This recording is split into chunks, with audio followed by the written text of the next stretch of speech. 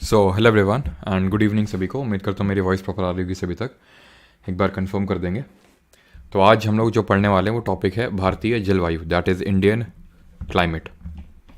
ठीक है, तो सबसे पहले तो कमेंट में आप ये बताइए कि what is the difference between weather and climate, यानी कि मौसम और जलवायु के बीच में अंतर क्या होता है। अब जो आज का टॉपिक रहेगा सिर्फ इसमें इंडियन क्लाइमेट, सिर्फ दो वर्ड्स आपको नज़र आ रहे हैं, लेकिन बहुत सारी चीज़ें हैं। जैसे कि इसमें आज के इस लेक्चर हम लोग पढ़ेंगे मॉनसून क्या होता है, प्री मानसून शावर्स क्या होते हैं, डिफरेंट टाइप्स ऑफ फॉरेस्ट भी आज के लेक्चर में ही हम लोग कवर करने वाले हैं। फॉरेस्ट के अलावा हम लोग साथ साथ ग्रास लैंड्स यानी कि जो घास के मैदान हैं वो भी कवर करने वाले हैं। इसके अलावा हम लोग ग्रास लैंड्स के अलावा हम लोग करने वाले हैं शिफ्टिंग कल्टीवेशन। ठीक है, शिफ्टिंग कल्टीवेशन, ये सारे टॉपिक्स आज के इस लेक्चर हम लोग करने वाले हैं।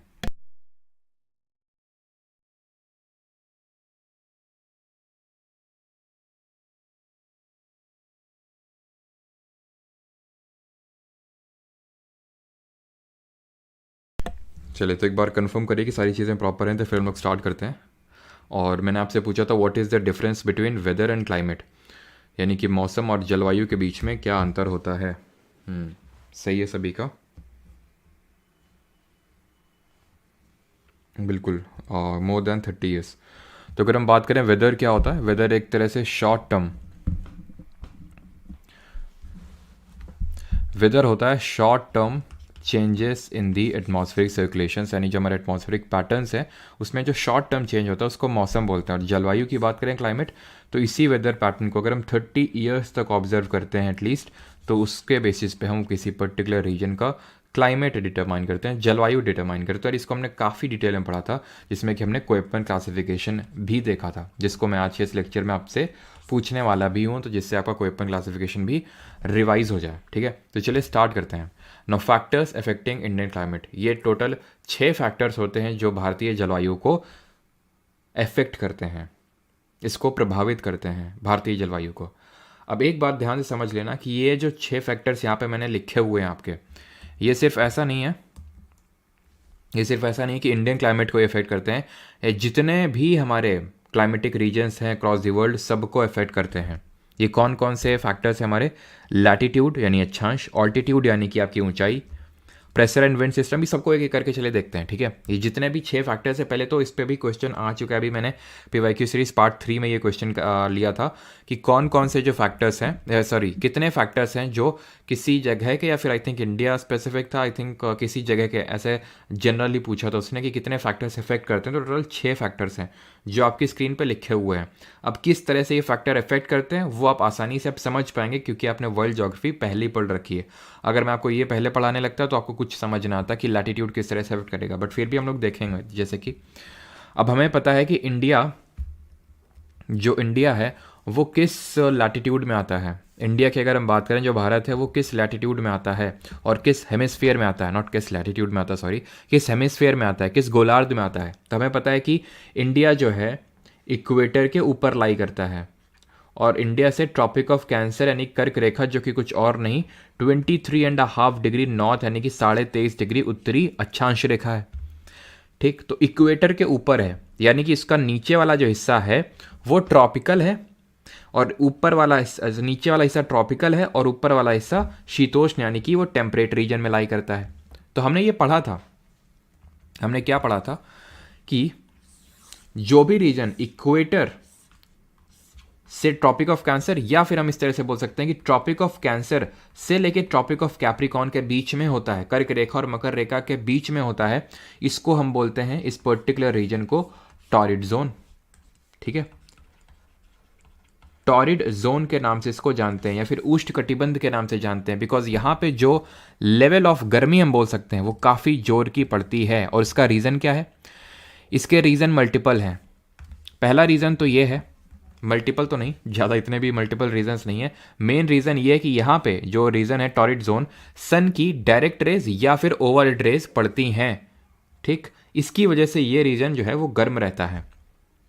तो ये मैं सिंपल बोल सकता हूँ कि अगर हमारा लैटिट्यूड इंक्रीज होगा, लैटिट्यूड इंक्रीज होगा मतलब जैसे अभी मैं यहाँ पे 0 डिग्री पे बैठा हुआ हूँ, ठीक है, मैं 1 डिग्री 2 डिग्री 3 4 5 6 7 8 9 ऐसे करके जाऊँगा तो यहाँ पे 90 पे पहुँचूंगा। यानी कि जैसे मैं इक्वेटर से ऊपर या फिर इक्वेटर से नीचे आऊँगा, इक्वेटर से तो ऊपर जाऊंगा तो नीचे आऊंगा, तो गर्मी का लेवल कम होता जाएगा, कम होता जाएगा, कम होता जाएगा। यानी कि लैटिट्यूड कहीं ना कहीं जो अक्षांश है वो क्लाइमेट को अफेक्ट कर रहा है, क्योंकि जैसे हम इक्वेटर से ऊपर की तरफ बढ़ेंगे तो कोल्डनेस बढ़ती जाएगी, ठंडी बढ़ती जाएगी, है कि नहीं, सिंपल। और इक्वेटर के पास रहेंगे तो गर्मी हमें देखने को मिलेगी।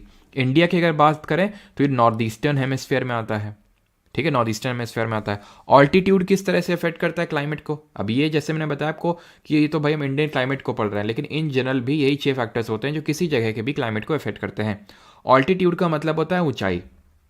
अब देखो यहाँ पे मैंने ले लिया इंडिया, ठीक है, यहाँ पे मैंने ले लिया इंडिया, मैंने 2 प्लेसेस लोकेट कर ली। ये इंडिया में कोई प्लेस ए है और ये कोई प्लेस बी है, या फिर चलो इस तरह से लोकेट कर लेते हैं कि मान लेते हैं ये दिल्ली है, ठीक है, यहाँ पे दिल्ली है और सेम लैटिट्यूड पे मान लेते हैं ये दिल्ली है, और सेम लैटिट्यूड पे मान लेते हैं कि कोई नॉर्थ ईस्टर्न स्टेट का कोई एक डिस्ट्रिक्ट हम ले लेते हैं उठा के। तो इन दोनों के बीच में अगर हम कंपेयर करेंगे क्लाइमेट को, तो भले दोनों सेम लैटिट्यूड पे लोकेटेड हैं, भले ही दोनों सेम अक्षांश पे स्थित हैं, लेकिन फिर भी पॉइंट ए और पॉइंट बी में अलग अलग क्लाइमेट देखने को मिल सकता है। दिल्ली में जैसे कि गर्मियों में पता चला बहुत चिलचिलाती हुई एकदम बहुत भयंकर गर्मी पड़ती है बिल्कुल, नो डाउट।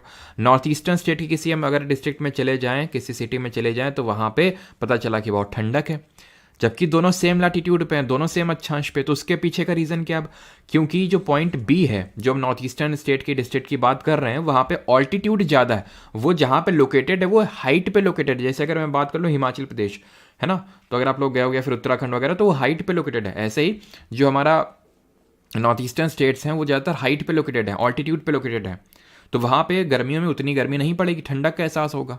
क्यों, क्योंकि वो ऑल्टीट्यूड पे लोकेटेड है। तो किस तरह से ऑल्टीट्यूड ने अफेक्ट किया ये आप समझिए, क्योंकि जैसे ही हम ऊपर जाते हैं, यानी कि ऊपर जाते हैं से मेरा मतलब है कि जब हमने पढ़ा था कि ट्रोपोस्फियर जो क्षोभ मंडल है उसमें ऊपर जाते हैं तो टेम्परेचर घटता है, क्योंकि एयर जो है वो थिन होने लगती है, जिसकी वजह से जो मौसम है वो ठंडा होने लगता है ऊपर जाने पे। देन तीसरा हमारा प्रेशर और विंड सिस्टम, जिसको कि अभी आप समझेंगे। आप ये चीज़ आपको पता है कि प्रेशर क्या होता है और विंड सिस्टम क्या होता है, ये सारी चीज़ें आपको पता है, हेडली सेल, फेरेल सेल, ये सब हम पढ़ चुके हैं।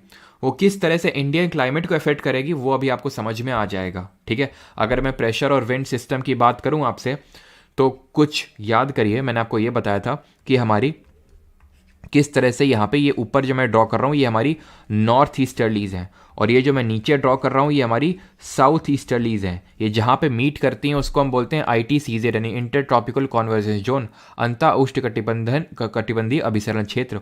तो ये क्या है कि प्रेशर सिस्टम की वजह से ये विंड्स चलना स्टार्ट हुई थी। तो ये कहीं ना कहीं जो ट्रेड विंड है या फिर लोकल विंड है, कहीं की भी विंड चलती है प्रेशर डिफरेंस की वजह से, और वो अफेक्ट करती है आपका क्लाइमेट को। देन चौथा हमारा पॉइंट है that is relief feature. Relief feature in geography is called as mountain, यानी पहाड़, प्लेट्यूज यानी कि आपके जो पठार हो गए, प्लेन हो गए, डेजर्ट्स हो गए, तो ये इन सबको रिलीफ फीचर्स बोला जाता है ज्योग्राफी में, राहत सुविधाएं हिंदी में बोलते हैं इसको, ठीक है। वो भी अभी हम देखेंगे किस तरह से इंडियन क्लाइमेट को अफेक्ट करती हैं।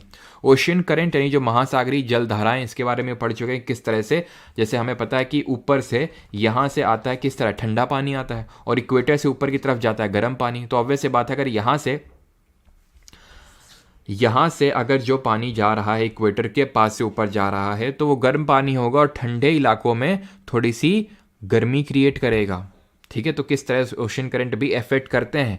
इंडियन क्लाइमेट में ओशन करंट का बहुत ही मिनिमल इफेक्ट होता है, बहुत ज़्यादा हमें इफेक्ट देखने को नहीं मिलता। उसका भी कारण है, कारण ये है कि जब आप मैप पे इसको देखेंगे, ठीक है, यहाँ पे मैप लगा होगा, ये आप देख सकते हो मैप पे, ठीक है, ये आप मैप देख सकते हो यहाँ पे। तो यहाँ पे ओशन करंट जो है, यहाँ पे हमने देखा था बेंगोला, ठीक है, यहाँ पे हमने देखा था बेंगोला, यहाँ पे देखा था अगोलास। तो बहुत ज़्यादा दूर दूर तक यहाँ तक हमें कोई ओशन करंट हमने पढ़ा ही नहीं था, ठीक है। तो यहाँ पे बहुत ज़्यादा इफेक्ट नहीं होता है, थोड़ा बहुत तो फिर भी होगा, ठीक है, ये चीज़ आपको पता होनी चाहिए। और लास्ट हमारा डिस्टेंस फ्रॉम सी, इसको हम सबसे लास्ट में पढ़ेंगे। इसको कॉन्टिनेंटैलिटी या फिर महाद्वीपीयता के नाम से जाना जाता है, और ये बहुत इंपॉर्टेंट टॉपिक है, ठीक है। तो चलिए एक एक करके स्टार्ट करते हैं। सबसे पहले हम विंटर सीजन को पढ़ने वाले हैं, यहाँ पे नहीं जो शीतकालीन ऋतु है उसके बारे में यहाँ पे सारी चीज़ें स्टडी करने वाले हैं, ठीक। तो चलिए पढ़ते हैं यहाँ पे विंटर सीजन के बारे में, शीतकालीन ऋतु के बारे में। तो विंटर सीजन एक तरह से हम बोल सकते हैं इंडिया की अगर हम बात करें तो शॉर्ट सीजन है काफ़ी। और विंटर पड़ती क्यों है पहले तो ये समझ लेते हैं। विंटर्स अगर हम देखें तो किस मंथ में पड़ती है, विंटर पड़ती है अक्टूबर से लेके वही फरवरी तक, है ना। अब जैसे फेब एंड चल रहा है तो ऑलमोस्ट सर्दी चली ही गई है अगर हम देखें तो, ठीक है। तो ये हमारे एक तरह से विंटर सीजन्स होते हैं। अब बात ये आती है कि इन्हीं महीनों में सर्दी क्यों पड़ती है। आप में से काफ़ी लोगों ने गेस सही कर लिया होगा, एंड दैट इज़ कि जो हमारा सन है वो अभी ट्रॉपिक ऑफ कैप्रिकॉर्न के पास है, इसलिए जब ट्रॉपिक ऑफ कैंसर से दूर जाने लगता है कर्क रेखा से, तो सर्दी यहाँ पे पड़ने लगती है इंडिया में, क्योंकि इंडिया नदर्न हेमिस्फीयर में लोकेटेड है, उत्तरी गोलार्ध में, और ट्रॉपिक ऑफ कैंसर बीचों बीच से होकर गुजरती है। इसकी बात करें सन की डायरेक्ट रेस पड़ती है ट्रॉपिक ऑफ कैंसर पे 21 जून को, जिस दिन हम क्या मनाते हैं, समर सॉलिस्टिस, ग्रीष्मकालीन अयनांत बोलते हैं, जब हमारे उत्तरी गोलार्ध में सबसे बड़ा दिन होता है। देन उसके बाद इसका दक्षिणायन शुरू होता है। दक्षिणायन का मतलब है southern movement of sun start होता है, और ये 22 दिसंबर को यहां तक पहुंचता है। ये इसकी मैक्सिमम लिमिट है, इससे नीचे नहीं जा सकता है। सन की डायरेक्ट रेज इससे ऊपर नहीं जाती हैं 21 जून से, मतलब ट्रॉपिक ऑफ कैंसर से ऊपर नहीं जा सकती हैं, और ट्रॉपिक ऑफ कैप्रिकॉर्न यानी मकर रेखा से नीचे नहीं जा सकती हैं। तो 22 दिसंबर को ये यहाँ पे पहुंचा, ठीक है। अब जब 22 दिसंबर यहाँ पहुंच गया, अब नीचे जा नहीं सकता है, तो 22 दिसंबर के बाद से फिर से ही ऊपर जो है चलना चालू करता है, ठीक है। फिर से अभी जैसे अगर हम बात करें फरवरी चल रहा है, तो अभी ये कहाँ पे होगा, अभी कुछ यहाँ पे होगा, ये यहाँ पे इक्वेटर के जस्ट नीचे होगा। इक्वेटर पे कब आएगा, कोई बताना चाहेगा? ये इक्वेटर पे कब अब अगली बार सन की डायरेक्ट रेज पड़ेंगी, जल्दी से बताइए। जब equal days and equal nights होंगे all throughout the world में, जिसको हम इक्विनॉक्स के नाम से जानते हैं, विषुव के नाम से जानते हैं। और ये 2 दिन होता है, एक तो होता है रफली 23 सितंबर और दूसरा होता है 21 मार्च। तो यानी अगले महीने ही 21 मार्च को डायरेक्ट रेस पड़ेंगे, जहां पे पूरी पृथ्वी पे समान दिन और समान रात होगा। इसको बोलते हैं स्प्रिंग इक्विनॉक्स और इसको बोलते हैं ऑटमनल इक्विनॉक्स। क्लियर? तो इस तरह से सन का मूवमेंट होता है, जिसकी वजह से जब सन यहाँ नीचे चला जाता है तो यहाँ पे हमें सर्दियों का एक्सपीरियंस मिलता है, ठीक। यहाँ पे यानी कि जो हमारे इंडिया पे स्लैंटिंग रेज पड़ रही होती हैं, डायरेक्ट रेज नहीं पड़ रही होती। स्लैंटिंग जब पड़ती हैं तो एटमॉस्फेयर, जैसे कि ये मान लो एक ये सन है, ठीक है, एक तो ये एक डायरेक्ट रे पड़ रही है और एक है कि स्लैंटिंग रे पड़ रही है। जब स्लैंटिंग रे पड़ रही होती है तो ज़्यादा डिस्टेंस कवर करना पड़ा उसकी सन की रे को, प्लस ज़्यादा पार्ट ऑफ एटमॉस्फेयर को उसको क्रॉस करना पड़ा, जिसकी वजह से उतना ज़्यादा यहाँ पे गर्मी हीट प्रोड्यूस नहीं करेगा जितना कि यहाँ पे करेगा। तो क्योंकि अभी स्लैंटिंग रेस पड़ रही है तो इस वजह से विंटर का सीजन है, लेकिन हमारे यहाँ उतनी विंटर नहीं पड़ती है, मतलब सर्दी नहीं पड़ती जितनी इस लैटिट्यूड पे लोकेटेड जो भी हमारे प्लेसेस हैं उनमें पड़ती है। उसका रीज़न है कि जो हमारा विंटर सीजन है उसमें हिमालयास का बहुत बड़ा रोल होता है। हिमालय की अगर हम बात करें तो जो हमारे हिमालय होते हैं इनका 2 इंपॉर्टेंट रोल होते हैं, 2, और ये हम पढ़ चुके हैं। हिमालय में डिफरेंट माउंटेन रेंजेस है ना। तो यहाँ पे जो हमारे हिमालय हैं, या फिर चलो मैं आपको मैप पे ही दिखाता हूँ, यहाँ पे अगर आप देखो तो यहाँ पे हमें पता है हमारे हिमालय हैं, ठीक है। इस तरह से हिमालयन रेंजेस हैं। तो होता यह है कि जब यहाँ से चिलिंग विंड्स आती हैं, कहाँ से, ऊपर से कहाँ से, अब हमें पता है कि यहाँ पे तो बहुत भयंकर ठंडी पड़ेगी, बहुत भयंकर ठंडी पड़ेगी, क्योंकि यहाँ पे जो फ्रिजिड जोन है, फ्रिजिड जोन मैंने आपको बताया था 66.5 डिग्री नॉर्थ से लेके 90 डिग्री नॉर्थ तक, ये जो रीजन है फ्रिजिड जोन है। और मैंने बताया था 6 महीने दिन और 6 महीने रात होती है। तो अगर हम बात करें जब हमारा सन है वो इक्वेटर से नीचे है, तो यहाँ पे 6 महीने रात वाला टाइम चल रहा है, तो यहाँ पे तो बहुत ही भयंकर ठंडी होगी। तो यहाँ से बहुत चिलिंग विंड्स आएंगी, तो ये सेंट्रल एशिया पहुंचेंगी, सेंट्रल एशिया से देन इंडिया की तरफ आना चाहेंगी, बट ये जो हिमालय है इन चिलिंग विंड्स को ब्लॉक कर लेगा। तो ये एक इंपॉर्टेंट रीज़न है कि क्यों इंडिया जो है, इंडिया का आधा पार्ट टेम्परेट रीजन में आता है, शीतोष्ण क्षेत्र में आता है, लेकिन फिर भी उतनी ज़्यादा सर्दी इंडिया में नहीं पड़ती है क्योंकि ये ब्लॉक कर लेती हैं। अब विंटर्स के टाइम पे, सर्दियों के टाइम पे इंडिया रेनफॉल भी एक्सपीरियंस करता है। आपने देखा होगा कि सर्दियों के टाइम पे अभी बारिश वगैरह भी खूब हुई थी। तो विंटर्स में रेनफॉल क्यों होती है उसका रीज़न समझो, ठीक है। और विंटर्स की रेनफॉल को हम किस नाम से जानते हैं, कोई बताना चाहेगा? एम से नाम शुरू होता है, जो हम लोकल आई थिंक राजस्थान वगैरह में इस टर्म को यूज़ करते हैं। खैर अभी समझते हैं कि ये क्यों हुआ, विंटर्स में क्यों रेनफॉल हुई।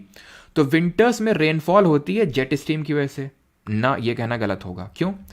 जेट स्ट्रीम तो बस उस कारण को लेके आती हैं भारत तक। जैसे कि अगर मैं ये बोलूं ये हमारा प्यारा भारत है, ठीक है, यहां पे कहीं पे मेडिटेरेनियन ओशन है, भूमध्य सागर है, भूमध्य सागर है, ठीक है।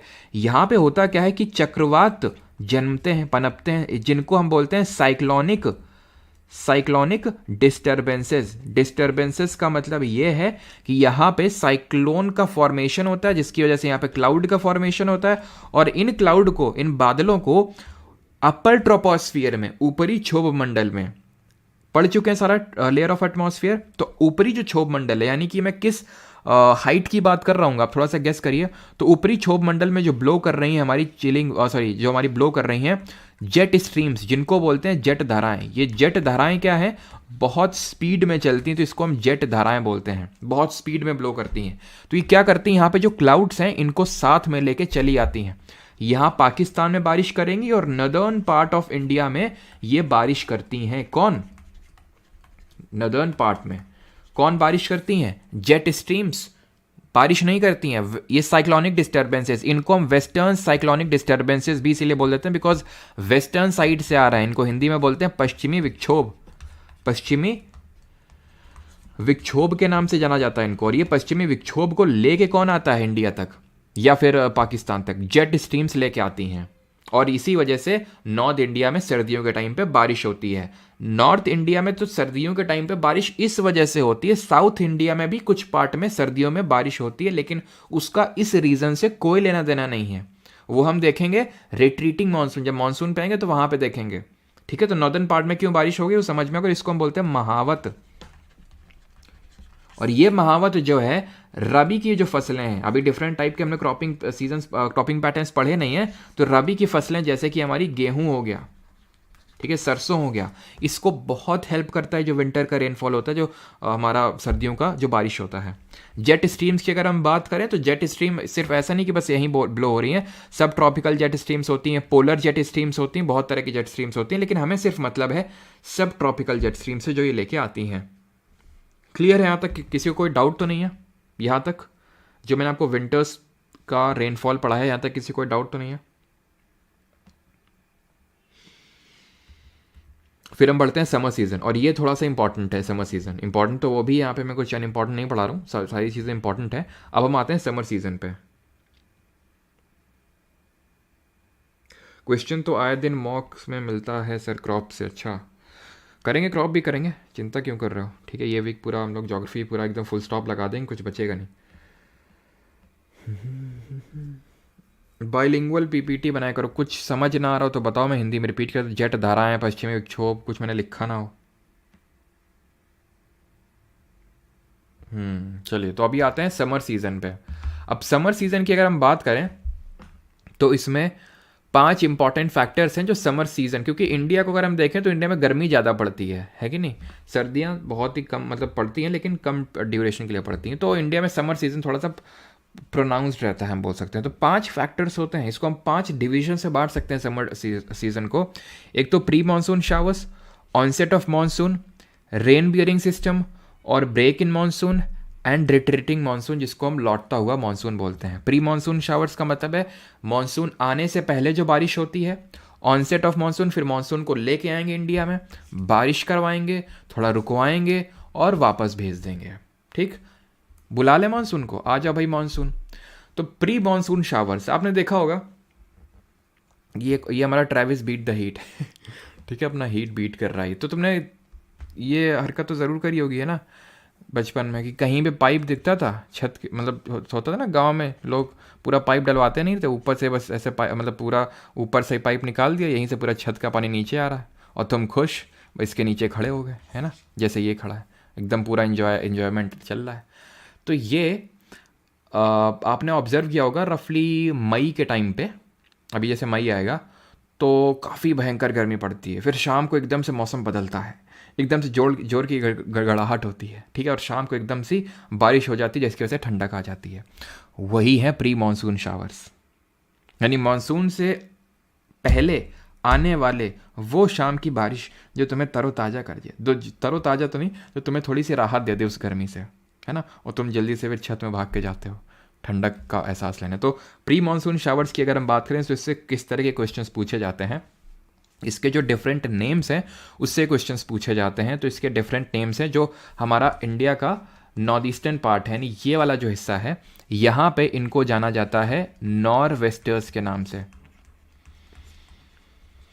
ठीक है, यहाँ पे नॉर्वेस्टर्स के नाम से जाना जाता है। एंड अगर हम बात करें साउथ इंडिया में तो इनको ब्लॉसम शावर्स, ठीक है, ब्लॉसम शावर्स, या फिर हम इनको मैंगो शावर्स के नाम से जानते हैं, ठीक है, ब्लॉसम शावर्स या मैंगो शावर्स।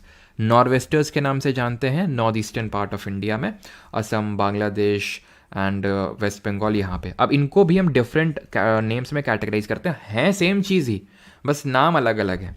तो नॉर्वेस्टर्स को बांग्लादेश यहाँ पे और वेस्ट बंगाल में बोला जाता है, असम साइड में, खासकर असम साइड और बांग्लादेश में बरदौली चीरहा, बरदौली चीरहा के नाम से जाना जाता है। वहीं पे अगर पश्चिम बंगाल में बात करें, वेस्ट बंगाल में बात करें, तो इनको जाना जाता है काल बैसाखी। काल बैसाखी क्यों बोलते हैं? काल यानी कि काल का मतलब होता है नेगेटिव सेंस में इसको यूज़ किया जाता है। काल मतलब बहुत भयंकर तूफान, आंधी, ये सब आ जाता है ना, तो इसलिए इसको काल का टर्म, काल वो दिया गया, को नोट किया गया इसको टर्म, तो काल बैसाखी। ये जो नॉर्वेस्टर्स होती हैं ये बहुत हेल्प करती हैं किस टाइप ऑफ क्रॉप को जूट की क्रॉप्स को, ठीक है। जूट जो होता है उसको बहुत अच्छे से ये जो उसकी मतलब उसकी जो फसल है, जूट की फसल, उसको बहुत अच्छे से इफेक्ट करते हैं जो हमारे नॉर्वेस्टर्स होते हैं। बात अगर करें हम ब्लॉसम शावर्स की, तो ये ब्लॉसम शावर्स इनको क्यों बोलते हैं? बिकॉज जो कॉफ़ी के जो एक तरह से फ्लावर्स होते हैं उनकी अर्ली ब्लॉसमिंग में हेल्प करते हैं ये जो कॉफ़ी की फसल होती है। और मैंगो शावर्स की अगर बात करें तो मैंगो की अर्ली राइपनिंग में हेल्प करते हैं, मैंगो की राइपनिंग, इसलिए इनको बोला जाता है मैंगो शावर्स। अब कहाँ पे बोला जाता है अगर स्पेसिफिक रीजन पूछ लेगा तो ये वही आपका केरल और कर्नाटक रीजन में, ठीक है। ये भी केरल और कर्नाटक में ही, और ऊपर वाला भी केरल और कर्नाटक में ही है। अब कहीं कहीं पे तुम देखोगे कि ब्लॉसम शावर्स को कर्नाटक लिख दिया और या फिर केरल लिख दिया, मैंगो शावर्स को कर्नाटक लिख दिया। लेकिन क्योंकि कंसिडरिंग कि जो कॉफ़ी का कल्टीवेशन है इंडिया में सबसे ज़्यादा, coffee bowl of the India किसको बोलते हैं? कर्नाटक को, ठीक है। ध्यान रखना केरल और कर्नाटक वाले रीजन में ये प्रोनाउंस रहते हैं ब्लॉसम शावर्स और mango showers. Pre monsoon showers में सिर्फ हमें इतना ही पढ़ना है, आगे बढ़ते हैं। अब मानसून को बुलाते हैं, ठीक है।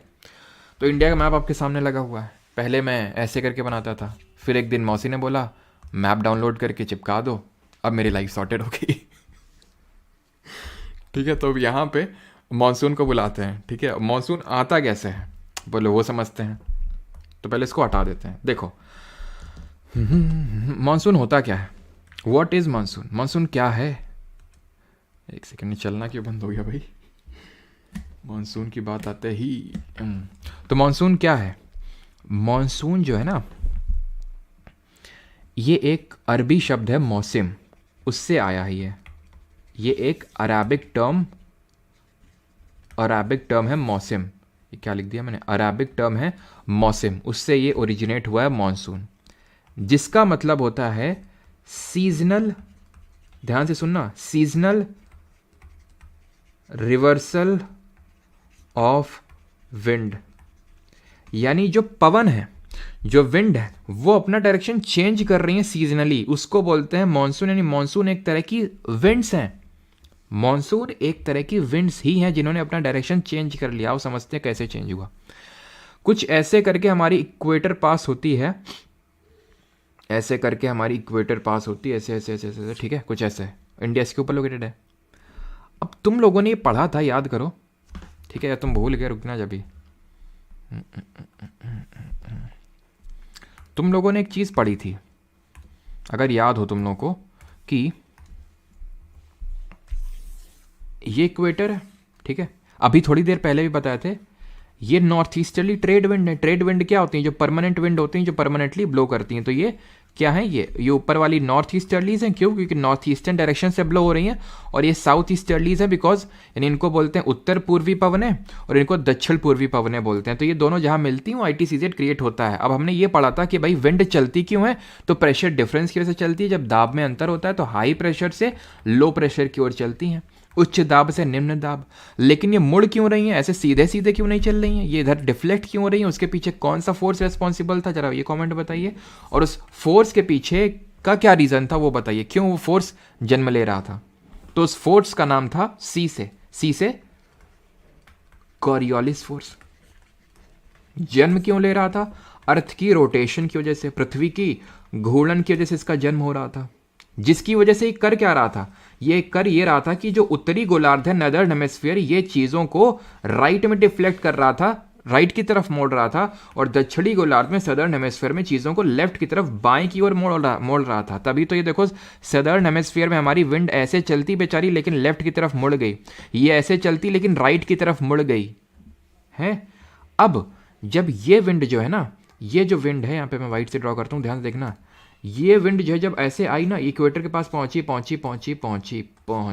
ठीक, जब ये यहाँ पे पहुंचेगी, देखो मैं आपको ये बता दूं, मॉनसून जो है ना काफ़ी कॉम्प्लेक्स फिनोमिना है। अभी तक भी जोग्राफिस्ट 100% श्योरिटी के साथ नहीं बता सकते कि हाँ यही सारे फैक्टर इन्हीं की वजह से आते हैं, बहुत सारे फैक्टर्स हैं, लेकिन जितना आपके लिए इंपॉर्टेंट है सिर्फ उतना मैं आपको समझा रहा हूँ, ठीक है, कॉम्प्लेक्सिकेट करने की चीज़ों की ज़रूरत नहीं। तो यहाँ पे इवेंट्स जब आएंगी इक्वेटर के पास, ठीक है, जब ये इक्वेटर को क्रॉस करेंगे, मुझे बताइए, इक्वेटर को जब ये क्रॉस करेंगे ऐसे करके, तो अब ये सदर्न हेमिस्फीयर में नहीं रही, थोड़े टाइम तक तो थोड़ा ब्लो करेंगी ऊपर तक, क्योंकि ये इक्वेटर है और इक्वेटर में हमने भूमध्य रेखा पे पढ़ा था कॉरियोलिस फोर्स 0 होता है, कॉरियोलिस फोर्स 0 होता है यहाँ पे, ठीक है, इक्वेटर पे जब थोड़ा सा ऊपर बढ़ेंगी तो अब ये इधर को डिफ्लेक्ट होना स्टार्ट हो जाएंगी। क्यों? 2 कारण है उसके।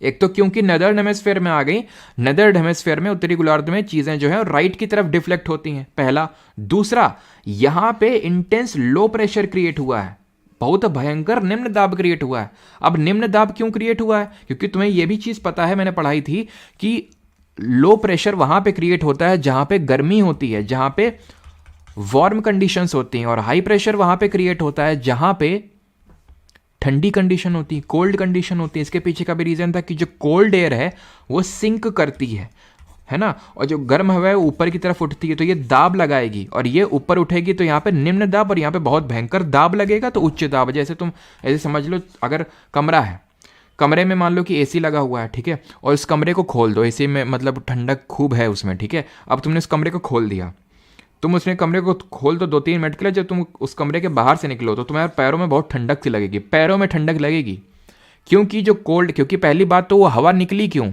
क्योंकि अंदर है ठंडक यानी हाई प्रेशर, नीचे बाहर है लो प्रेशर, तो हाई से लो चलेगी विंड, बाहर निकल आई हवा। अब वो नीचे पैरों में ठंडक इसलिए लगेगी क्योंकि जो कोल्ड एयर होती है वो सिंक डाउन करती है, उसकी ये खासियत होती है। क्लियर? तो ये यहाँ पे लो प्रेशर क्यों क्रिएट हुआ? क्योंकि ये बात हो रही है सर मई जून के महीने की, मई जून के महीने के बात हो रही है, जिसकी वजह से यहाँ पे इंटेंस लो प्रेशर और यहाँ पे रिलेटिवली हाई प्रेशर होगा, क्योंकि तुमको ये भी पता है कि जो लैंड होती है वो जल्दी हीट करती है और जल्दी कूल डाउन होती है, वहीं पे वाटर जो होता है धीरे धीरे कूल डाउन और धीरे धीरे हॉट होता है। लैंड ब्रीज और सी ब्रीज वाला कॉन्सेप्ट याद करो।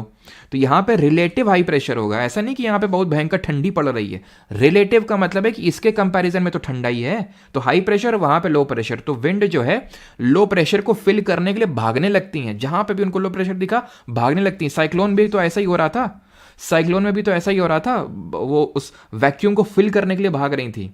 इंटेंस लो प्रेशर था आई ऑफ द साइक्लोन, याद करो सेंटर में, तो उसको फिल करने के लिए ये विंड यहां पे भागेंगी, और यही विंड है मॉनसून विंड, जिनको कि हम बोलते हैं साउथ वेस्ट मॉनसून, दक्षिण पश्चिम मॉनसून बोलते हैं। क्यों? क्योंकि ये दक्षिण पश्चिम डायरेक्शन है, नॉर्थ साउथ ईस्ट वेस्ट, तो ये डायरेक्शन कौन सा हुआ? साउथ वेस्ट डायरेक्शन हुआ, दक्षिण पश्चिम दिशा हुई। तो यहां से क्योंकि डायरेक्शन इस डायरेक्शन से, मैंने बताया था कि विंड का नाम उसके डायरेक्शन से पड़ता है। अगर हम इनको बोलते हैं ईस्टर्लीज, साउथ नॉर्थ ईस्टर्लीज, तो क्यों? क्योंकि ये ईस्ट नॉर्थ ईस्ट डायरेक्शन से आ रही हैं, कहाँ को जा रही हैं नहीं इंपॉर्टेंट है, कहाँ से आ रही हैं उसके नाम पे उसका नाम पड़ता है। तो साउथ वेस्ट मॉनसून इसलिए हम बोलते हैं जो ऑनसेट ऑफ मॉनसून होता है। तो अब ये मॉनसून इस तरह से इंडिया में आ गया, इसका ऑनसेट हो गया। ठीक, अब दूसरा फैक्टर क्या था? तीसरा क्या था? प्री मानसून शावर पढ़ लिया, ऑनसेट ऑफ मानसून। अब रेन बियरिंग सिस्टम किस तरह से ये इंडिया में एंटर करेगा वो हम देखेंगे। रेन बियरिंग सिस्टम, अब ये इंडिया में जब मानसून एंटर करेगा तो it would be the first week of June. और एक चीज ध्यान रखना, ये जो इंटेंस लो प्रेशर क्रिएट होता है ना, उसके पीछे यहाँ पे जो तिब्बत का पठार है, जिसको कि हम रूफ ऑफ द वर्ल्ड बोलते हैं, और मैंने आपको बताया था पामीर नॉट को भी बोल देते हैं, तिब्बतन प्लेट्यू, इसमें भी कायदे की हीटिंग होती है एकदम। क्योंकि प्लेट्यू होता क्या है? प्लेट्यू उठा हुआ हिस्सा होता है और ऊपर फ्लैट होता है, तो कायदे की हीटिंग होगी यहाँ पे। और जब कायदे की हीटिंग होगी तो तवा की तरह बिहेव करेगा, जैसे गर्म तवा होता है ना, वैसे तवे की तरह एकदम गर्म हो जाएगा। और यहाँ पे इसकी वजह से भी एक इंटेंस लो प्रेशर क्रिएट होता है, जिसकी वजह से ये जो विंड्स हैं और ज़्यादा अट्रैक्ट होती हैं यहाँ की तरफ। और यहाँ पे पता है तुम्हें, जो ईस्टर्ली जेट स्ट्रीम्स होती हैं उनका भी इफेक्ट होता है कुछ ना कुछ ईस्टर्ली। यहाँ पे मैं लिख देता हूँ, इसलिए लिख रहा हूँ बिकॉज अगर ये क्वेश्चन पूछ ले, ऑप्शन में आ जाए कि भाई क्या इनका इफेक्ट होता है कि नहीं होता है, तो पहले बात तो मैंने तुम्हें ज्योग्राफी में पढ़ा रखा है कि जब भी कोई क्वेश्चन आ जाए कि इसमें से किन किन फैक्टर्स, कौन कौन से फैक्टर्स हैं जो इस पर्टिकुलर चीज़ को अफेक्ट करते हो, तो तुम्हें कंसीडर करने की करता ही होगा until unless you are very sure कि नहीं नहीं ये किसी हाल में नहीं करेगा, बहुत ही वियर्ड टाइप लग रहा है। ठीक है, तो यहाँ पे जेट स्ट्रीम, अब तुम बोलोगे सर जेट स्ट्रीम तो आपने पढ़ाया था सर्दियों के टाइम पे यहाँ पे आती हैं, बिल्कुल आती हैं, वो वेस्टर्ली जेट स्ट्रीम है। यहाँ मैं बात कर रहा हूँ कि इस तरह से ये गर्मियों के टाइम पे इनका डायरेक्शन रिवर्स हो जाता है यहाँ पे, जिसकी वजह से ऐसा माना जाता है कि ये और इनके लिए ये जो साउथ वेस्ट हमारी मानसून विंड्स हैं इनको और फेवरेबल कंडीशन क्रिएट कर देती हैं, ये जो हमारी ईस्टर्ली जेट स्ट्रीम्स हैं ये और फेवरेबल कंडीशंस क्रिएट कर देती हैं। तो ये भी ध्यान रखना, ये चीज़ जो है कहीं ना कहीं इन्फ्लुएंस करती है। ठीक है, अब आते हैं रेन बियरिंग सिस्टम पे।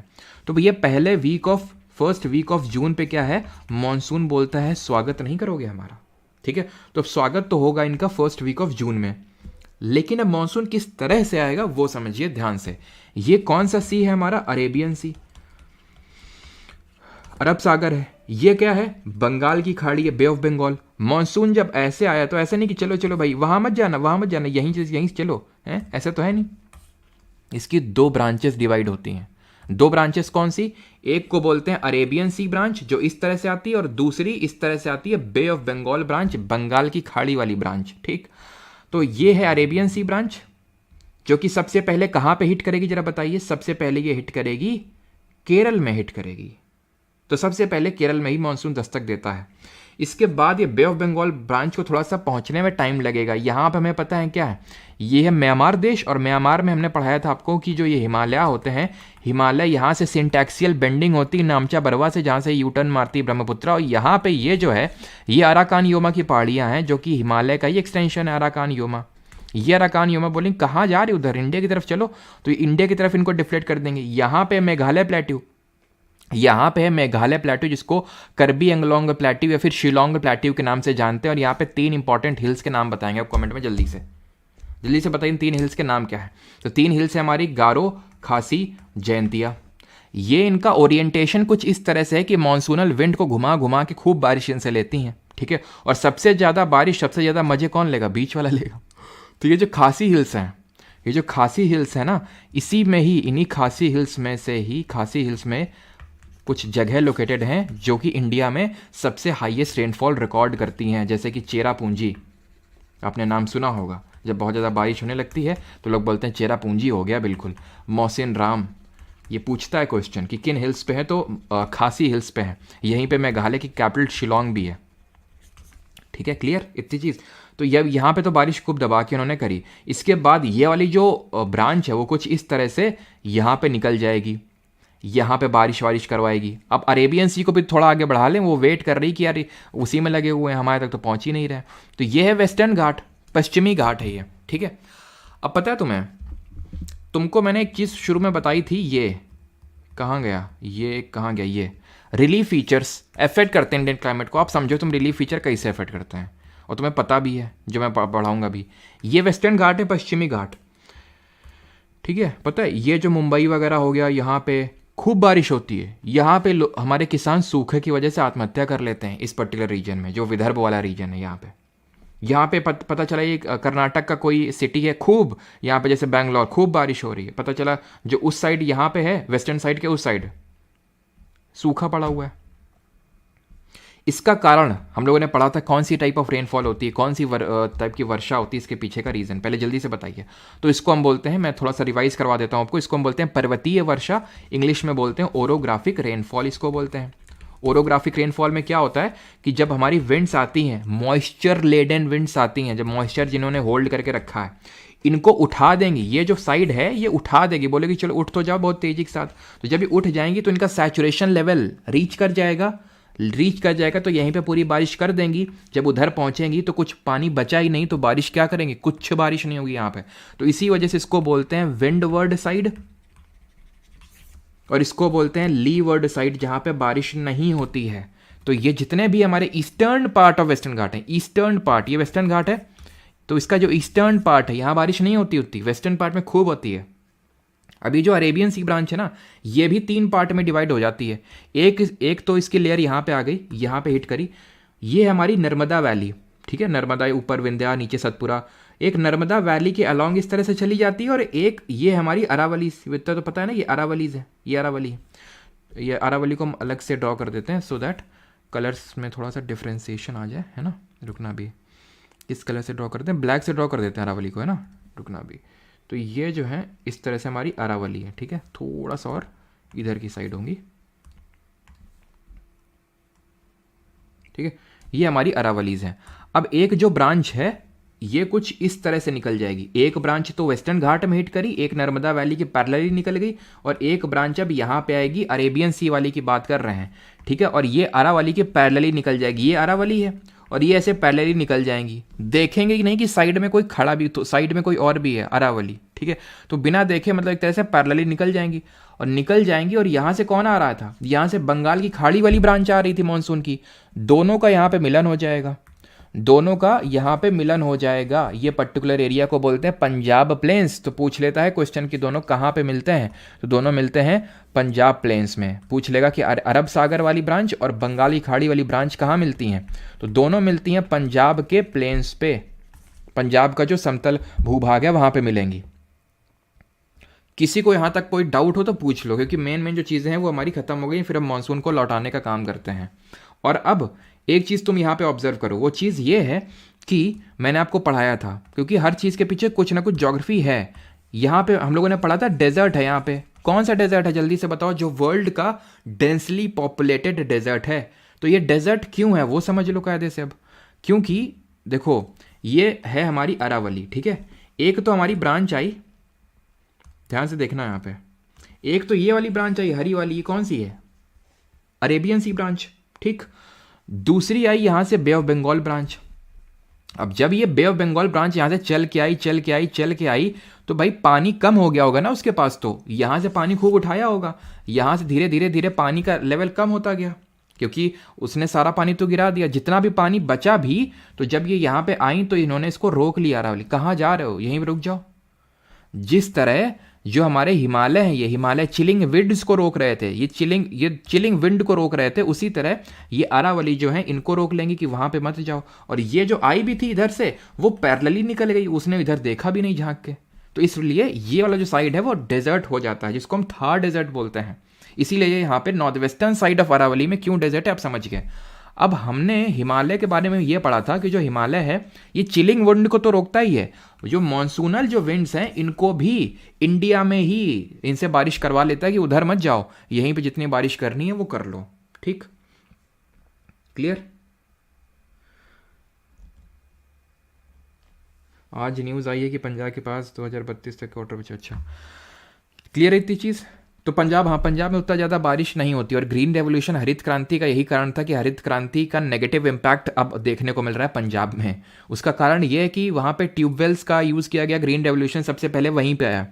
तो क्योंकि ट्यूबवेल में क्या है, सीधे एक बटन दबाया खड़ाक से पानी बहुत हाई अमाउंट ऑफ वाटर निकला, जबकि वो रेन डेफिसिट रीजन है। जो पंजाब है ये आपका रेन डेफिसिट रीजन है। अभी आप कुछ भी बता लो अब तुरंत कि कौन सा रेन डेफिसिट होगा, जैसे मैं पूछ लूँ अभी, जैसे कि ब्रेक इन मानसून भी पढ़ते हैं, जैसे कि ये मैं इंडिया ड्रॉ करता हूँ, ठीक है, जैसे कि मैं ये पेनिनसुलर प्लेट्यू है, प्रायद्वीपीय पठार है, यहाँ बारिश होगी कि नहीं होगी, कम होगी सर, कम होगी। यहाँ पे तो मानसून विंड आ रही है, आ तो रही हैं, लेकिन यहाँ पे कोई खड़ा है ना बैरियर बन के, यहाँ पे कोई बैरियर बन के खड़ा हुआ है ना वेस्टर्न घाट, तो यहाँ पे तो खूब बारिश होगी। अभी देखेंगे सदाबहार वन देखने को मिलेंगे, हमेशा बाहर रहेगी, यहाँ पे कम बारिश होगी। नॉर्थ ईस्ट पार्ट में खूब बारिश होगी, यहाँ पे खूब बारिश होती है, नॉर्थ ईस्ट पार्ट में खूब बारिश होती है। फिर अगर हम बात करें जैसे कि एमपी वगैरह तो मॉडरेट है, पंजाब वगैरह में लो रेनफॉल देखने को मिलती है। तो लो रेनफॉल क्यों है, तो इसी वजह से, और लो रेनफॉल थी वहाँ पे उतना ज़्यादा प्रेसिपिटेशन होता नहीं, तो वाटर लेवल अब नीचे नीचे नीचे होता जा रहा है, ठीक है। लेकिन नॉर्थ ईस्टर्न हो गया, बंगाल हो गया, थोड़ा ये बिहार वाला ईस्टर्न बिहार हो गया, यहाँ पे बारिश ठीक मात्रा में होती है, ठीक है। तो चलिए अभी आप ये समझिए, अब आते हैं ब्रेक इन मानसून क्या होता है, ये what is this break in monsoon. और एक चीज़ मैं आपसे पूछता हूँ, जल्दी से बताना, ये कचार हिल्स कहाँ देखने को मिलती हैं। कचार हिल्स वैसे मैं पढ़ा चुका हूँ, बट फिर भी ज़रा बताओ कमेंट में। तो अगर हम बात करें ब्रेक इन मानसून क्या होता है, तो मानसून आता कब है, मानसून आता है जून के पहले हफ्ते में, ठीक है। धीरे धीरे जुलाई तक पूरे इंडिया में फैल जाता है, जुलाई तक पूरे इंडिया में आ जाता है। जब आता है तो खूब बारिश होती है, मज़ा आ जाता है। लेकिन मज़ा तो आता है, लेकिन ये मज़ा ज़्यादा दिन तक कंटिन्यू रह नहीं पाता है। कुछ दिन बाद ऐसा होता है कि ये बारिश हो ही नहीं रही यार, बारिश हुई तो थी, पता नहीं बारिश हो ही नहीं रही, कब होगी बारिश, लगता है इस बार मानसून अच्छा नहीं है। आपने सुना होगा, उसको बोलते हैं ब्रेक इन मानसून, यानी जो अर्ली मानसून आता है उसके बाद एक सडन सडन कुछ दिनों के लिए ब्रेक लग जाता है मानसून पर, रफली एक हफ्ते के लिए, तो उसको बोलते हैं ब्रेक इन मानसून। अब मैं समझ नहीं आ रहा उसमें लिखूं तो लिखूं क्या, बोलूं बोलने के तो ने बोल दिया, लिखना क्या इसमें, तो बस आप समझ लो कि ब्रेक इन मानसून होता क्या है। ठीक है, जो अर्ली मानसून के बाद जो एकदम से मानसून रुक जाता है, बारिश नहीं होती है, that is called as break in monsoon. अब आते हैं रिट्रीटिंग मानसून को पढ़ते हैं, मानसून को लौटाते हैं। मानसून लौटेगा क्यों, क्यों लौटेगा वो मानसून, आया क्यों था, ये क्वेश्चन पूछो। आया था क्योंकि यहाँ पे लो प्रेशर क्रिएट हुआ था, निम्न दाब, रिलेटिव हाई प्रेशर था, विंड चलती है हाई से लो प्रेशर, उच्च दाब से निम्न दाब, तो यानी अब चीज़ें पलट गई होंगी, चीज़ें अब ऐसी हो गई होंगी, यहाँ हाई प्रेशर यहाँ लो प्रेशर। क्यों, अगेन क्योंकि जो लैंड होता है वो जल्दी हीट और जल्दी कूल होता है। तो क्योंकि अब ये टाइम आ गया है, सर मैं बात कर रहा हूँ सितंबर अक्टूबर की, ये बात हो रही सितंबर अक्टूबर की। सन जी कहाँ पे है हमारे, सूर्य जी कहाँ पे हैं, सन जी का दक्षिणायन हो चुका है अभी। यहाँ पे ये 23 सितंबर को यहाँ पाया जाता है और उसके बाद नीचे नीचे नीचे ये जाएंगे अब, तो यानी कि नीचे जाएंगे तो खुद ही सोचिए यहाँ पे अब ज़्यादा डायरेक्ट रेस तो पड़ नहीं रही हैं, तो जल्दी कूल डाउन हो जाएंगे, ये धीरे धीरे कूल डाउन होगा। तो क्योंकि जल्दी कूल डाउन हो जाएंगे तो हाई प्रेशर, और ये धीरे धीरे कूल डाउन होगा, यानी थोड़ी गर्मी है इनके कंपैरिजन लो प्रेशर, तो अब जो विंड हैं वो कुछ इस तरह से यहाँ पे चलने लगेंगी। ठीक है, ये विंड क्योंकि ब्लो कर रही है लैंड से सी की तरफ, ये जैसे ये लैंड से ऐसे ब्लो कर रही है, लैंड से सी की तरफ ब्लो कर रही है, तो क्या बारिश करेंगी, क्या नहीं करेंगी, ये बारिश नहीं करेंगे। और ऐसे ही क्यों चल रही हैं, याद करो कोरियोलिस फोर्स, याद करो कोरियोलिस फोर्स चीज़ों को राइट की ओर डिफ्लेक्ट कर देता है ये, तो इसलिए थोड़ा सा इस डायरेक्शन में चलेंगी ये, समझ आ गया आपको। तो ये किस टाइम की बात हो रही है, सितंबर अक्टूबर के टाइम की बात हो रही है। तो विंड कुछ इस तरह से लैंड टू सी चल रही है, तो बारिश का कोई मतलब ही नहीं बनता है सितंबर अक्टूबर में, क्योंकि भाई ये लैंड से चल रही, पानी कहाँ से लेंगी, पानी तो है ही नहीं इनके पास, तो बारिश क्या करेंगी, कहीं नहीं करेंगी। लेकिन ये जो यहाँ से विंड आई हैं, ठीक है, इसको हम रिट्रीटिंग मानसून को नॉर्थ ईस्टर्लीज भी नॉर्थ ईस्टर्न मानसून के नाम से भी जानते हैं। ठीक है, उत्तर पूर्वी मानसून के नाम से भी इसको जानते हैं। कारण, अरे सेम कारण है। इसको साउथ वेस्ट मानसून क्यों बोल रहे थे जो यहाँ से आ रहा था, क्योंकि वो साउथ वेस्ट डायरेक्शन से आ रहा था। इसको नॉर्थ ईस्ट मानसून क्यों बोल रहे हैं, क्योंकि नॉर्थ ईस्ट डायरेक्शन से इसका ओरिजिन हो रहा है। तो यहाँ पे क्योंकि बे ऑफ बंगाल है, तो यहाँ से लेगा पानी, और यहाँ से जब पानी लेके जा रहा होगा तमिलनाडु, बोले कहाँ जा रहे हो, इधर आओ, इधर पानी फेंक के जाओ, ऐसे ही जाओ, बाकी सबको देख रहे हो, वो सब खाली हाथ जा रही, तुम भी खाली हाथ जाओगे। खाली हाथ आए थे, और खाली हाथ तो नहीं, भरे हाथ आए थे, और भरे और खाली हाथ जाओगे यहाँ से। ठीक है, तो तमिलनाडु जो है इनसे बारिश करवा लेगा नॉर्थ ईस्ट मानसून से, सिर्फ तमिलनाडु नहीं, सदर्न आंध्र प्रदेश बोलेगा थोड़ा हमको भी यार राहत दे दो। तो यहाँ पे सितंबर अक्टूबर में रेनफॉल होती है, और इसी को मैं बोल रहा था आपसे कि विंटर रेनफॉल का एक और कारण भी होता है। नॉर्दर्न पार्ट ऑफ इंडिया में विंटर रेनफॉल वेस्टर्न डिस्टर्बेंसेस की वजह से हो रही थी, जो जेट स्ट्रीम्स ला रही थी। यहाँ पे जो विंटर्स की रेनफॉल हो रही है साउथ इंडिया में, तमिलनाडु, इसको किस कोस्ट के नाम से जानते हैं, कौन सा तट है ये, कमेंट में बताइए। तो यहाँ पे जो बारिश हो रही है वो रिट्रीटिंग मानसून यानी नॉर्थ ईस्टर्न मानसून की वजह से हो रही है। जब ये यहाँ से जाती हैं तो यहाँ पे ये कुछ साइक्लोनिक डिस्टर्बेंसेस भी क्रिएट करती हैं। तभी आपने सुना होगा, या फिर आप ध्यान से ऑब्जर्व करना इस चीज़ को, कि सितंबर अक्टूबर के टाइम पे जो मानसून लौटता है तब तुम साइक्लोन की, चक्रवात की ज़्यादा न्यूज़ सुनोगे। आंध्र प्रदेश में, उड़ीसा में, बंगाल में ज़्यादा साइक्लोन्स आते हैं, क्योंकि जब यहाँ से जाती हैं तो कुछ यहाँ पे साइक्लोनिक डिस्टर्बेंसेस क्रिएट कर देती हैं। साइक्लोन हम पहले ही पढ़ चुके हैं ये क्या होते हैं, और इसको हम बोलते हैं क्या, तमिलनाडु को कोरोमंडल तट, कोरोमंडल कोस्ट। अब ये जो हमारा तमिलनाडु है, और कचार हिल्स आपकी असम में, ठीक है, कचार हिल्स आपकी असम में, ये जो हमारा बेचारा तमिलनाडु है, मैंने बेचारा क्यों बोला, ये अभी तक शांत बैठा हुआ था बेचारा, इसको कुछ नहीं मिला था गर्मियों में, सबको मिल गया था कुछ ना कुछ, लेकिन इसको कुछ नहीं मिला था तमिलनाडु को। क्यों, क्योंकि ये जो अरेबियन सी ब्रांच है, यहाँ पे कौन खड़ी है, वेस्टर्न घाट, इधर जाने ही नहीं दिया इनको इस साइड कि भाई तमिलनाडु में आ जाए ना। ये जो आई थी अरे ये बे ऑफ बंगाल ब्रांच, ये बे ऑफ बंगाल ब्रांच पैरेलली निकल गई इसके, जैसे कि अरावली के साथ जो हुआ था, अरावली के साथ पैरेलली निकल गई, देखा भी नहीं बगल में कौन है, तो ये भी पैरेलली निकल गई, तो बारिश कहाँ से करेंगी। लेकिन जब ये लौट के आएगा ना तो घेर लेंगे इसको, आ जाओ बेटा, यहाँ पे जो ईस्टर्न घाट हैं वो घेर लेंगे, बोल देंगे यहाँ पे बारिश करवा दो अब तो। विंटर्स में इसीलिए तमिलनाडु में हम लोगों ने पढ़ा था कोयपन क्लासिफिकेशन में भी कि तमिलनाडु में क्या होता है, तमिलनाडु में समर ड्राई होती है, समर ड्राई होती है और विंटर्स में रेनफॉल होता है। तो तमिलनाडु का जरा कोयपन क्लासिफिकेशन बता दीजिए जल्दी से कमेंट में, और रिट्रीटिंग मानसून। तब तक मैं आपको एक और अगला कॉन्सेप्ट सिखाता हूँ जो लास्ट कॉन्सेप्ट है इसमें, and that is October heat. अगर कभी आपसे पूछ ले what is this October heat, October heat क्या होती है, तो जब ये मानसून लौटेगा, लौट रहा है, पानी खूब बरसा के यहाँ पे गया है, हैं गड्ढे वड्ढे तुम खूब होता रहते ही हैं, बताने की ज़रूरत नहीं है ना, यूपी बिहार गड्ढों में पानी भरा हुआ है, ठीक है। अब पानी तो भरा हुआ है गड्ढों में, गड्ढों में पानी तो भरा हुआ है, लेकिन आसमान एकदम क्लियर है, क्योंकि बादल नहीं है ना, तो बादल नहीं तो आसमान क्लियर, आसमान क्लियर है तो अब धूप भी कायदे की ठीक ठाक पड़ रही होगी। जब धूप पड़ रही है, आसमान एकदम क्लियर है, पानी नीचे है, तो रेट ऑफ इवेपोरेशन ज़्यादा हो जाएगा, इवेपोरेशन, पानी ज़्यादा इवेपोरेट होगा, यानी कि ज़्यादा उष्मा बनेगी, जिसकी वजह से चिपचिपी गर्मी पड़ती है सितंबर अक्टूबर के टाइम पे, अगर तुमने नोटिस किया हो। यही जो ये जो चिपचिपी गर्मी पड़ती है, यानी कि जो ऑप्रेसिव हीट, ऑप्रेसिव मतलब बहुत ही सहन शक्ति के बाहर, ऑप्रेसिव हीट, इसको बोलते हैं अक्टूबर हीट। इसी तरह ही जो मैंने आपको अभी विंटर्स में रेनफॉल पढ़ाया था, इसमें एक चीज़ ध्यान रखना, अगर आपसे क्वेश्चन पूछेगा कि इसमें नाइट में टेम्परेचर इंक्रीज होता है फिर डिक्रीज होता है, कमेंट में बताइए। जब विंटर में रेनफॉल होती है, ठीक है, तो उस टाइम पे रात में टेम्परेचर इंक्रीज होता है फिर डिक्रीज होता है। तुम्हारे खुद की बात नहीं हो रही है, एटमॉस्फेयर की बात हो रही है, ठीक है। तो यहाँ पे टेम्परेचर जो है इंक्रीज होता है, वैसे भी इंक्रीज ही होता होगा, है ना, तुम्हारा भी तो इंक्रीज होता है, बढ़ता है टेम्परेचर।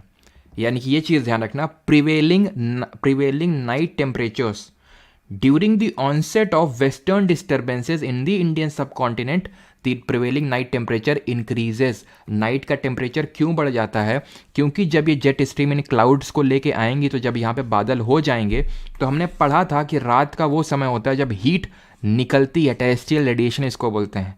तो ये हीट निकल नहीं पाएगी, जब निकल के जाएगी तो बादल इसको वापस टकरा के फिर वापस भेज देंगे, जिसकी वजह से जब बादल होते हैं, तो आपने इस चीज़ को ऑब्जर्व किया होगा कि सर्दी नहीं पड़ती उतनी जब बादल होते हैं, ठीक है। तो जब विंटर्स की रेनफॉल होती है तो it is marked by the increasing prevailing night temperatures, alright.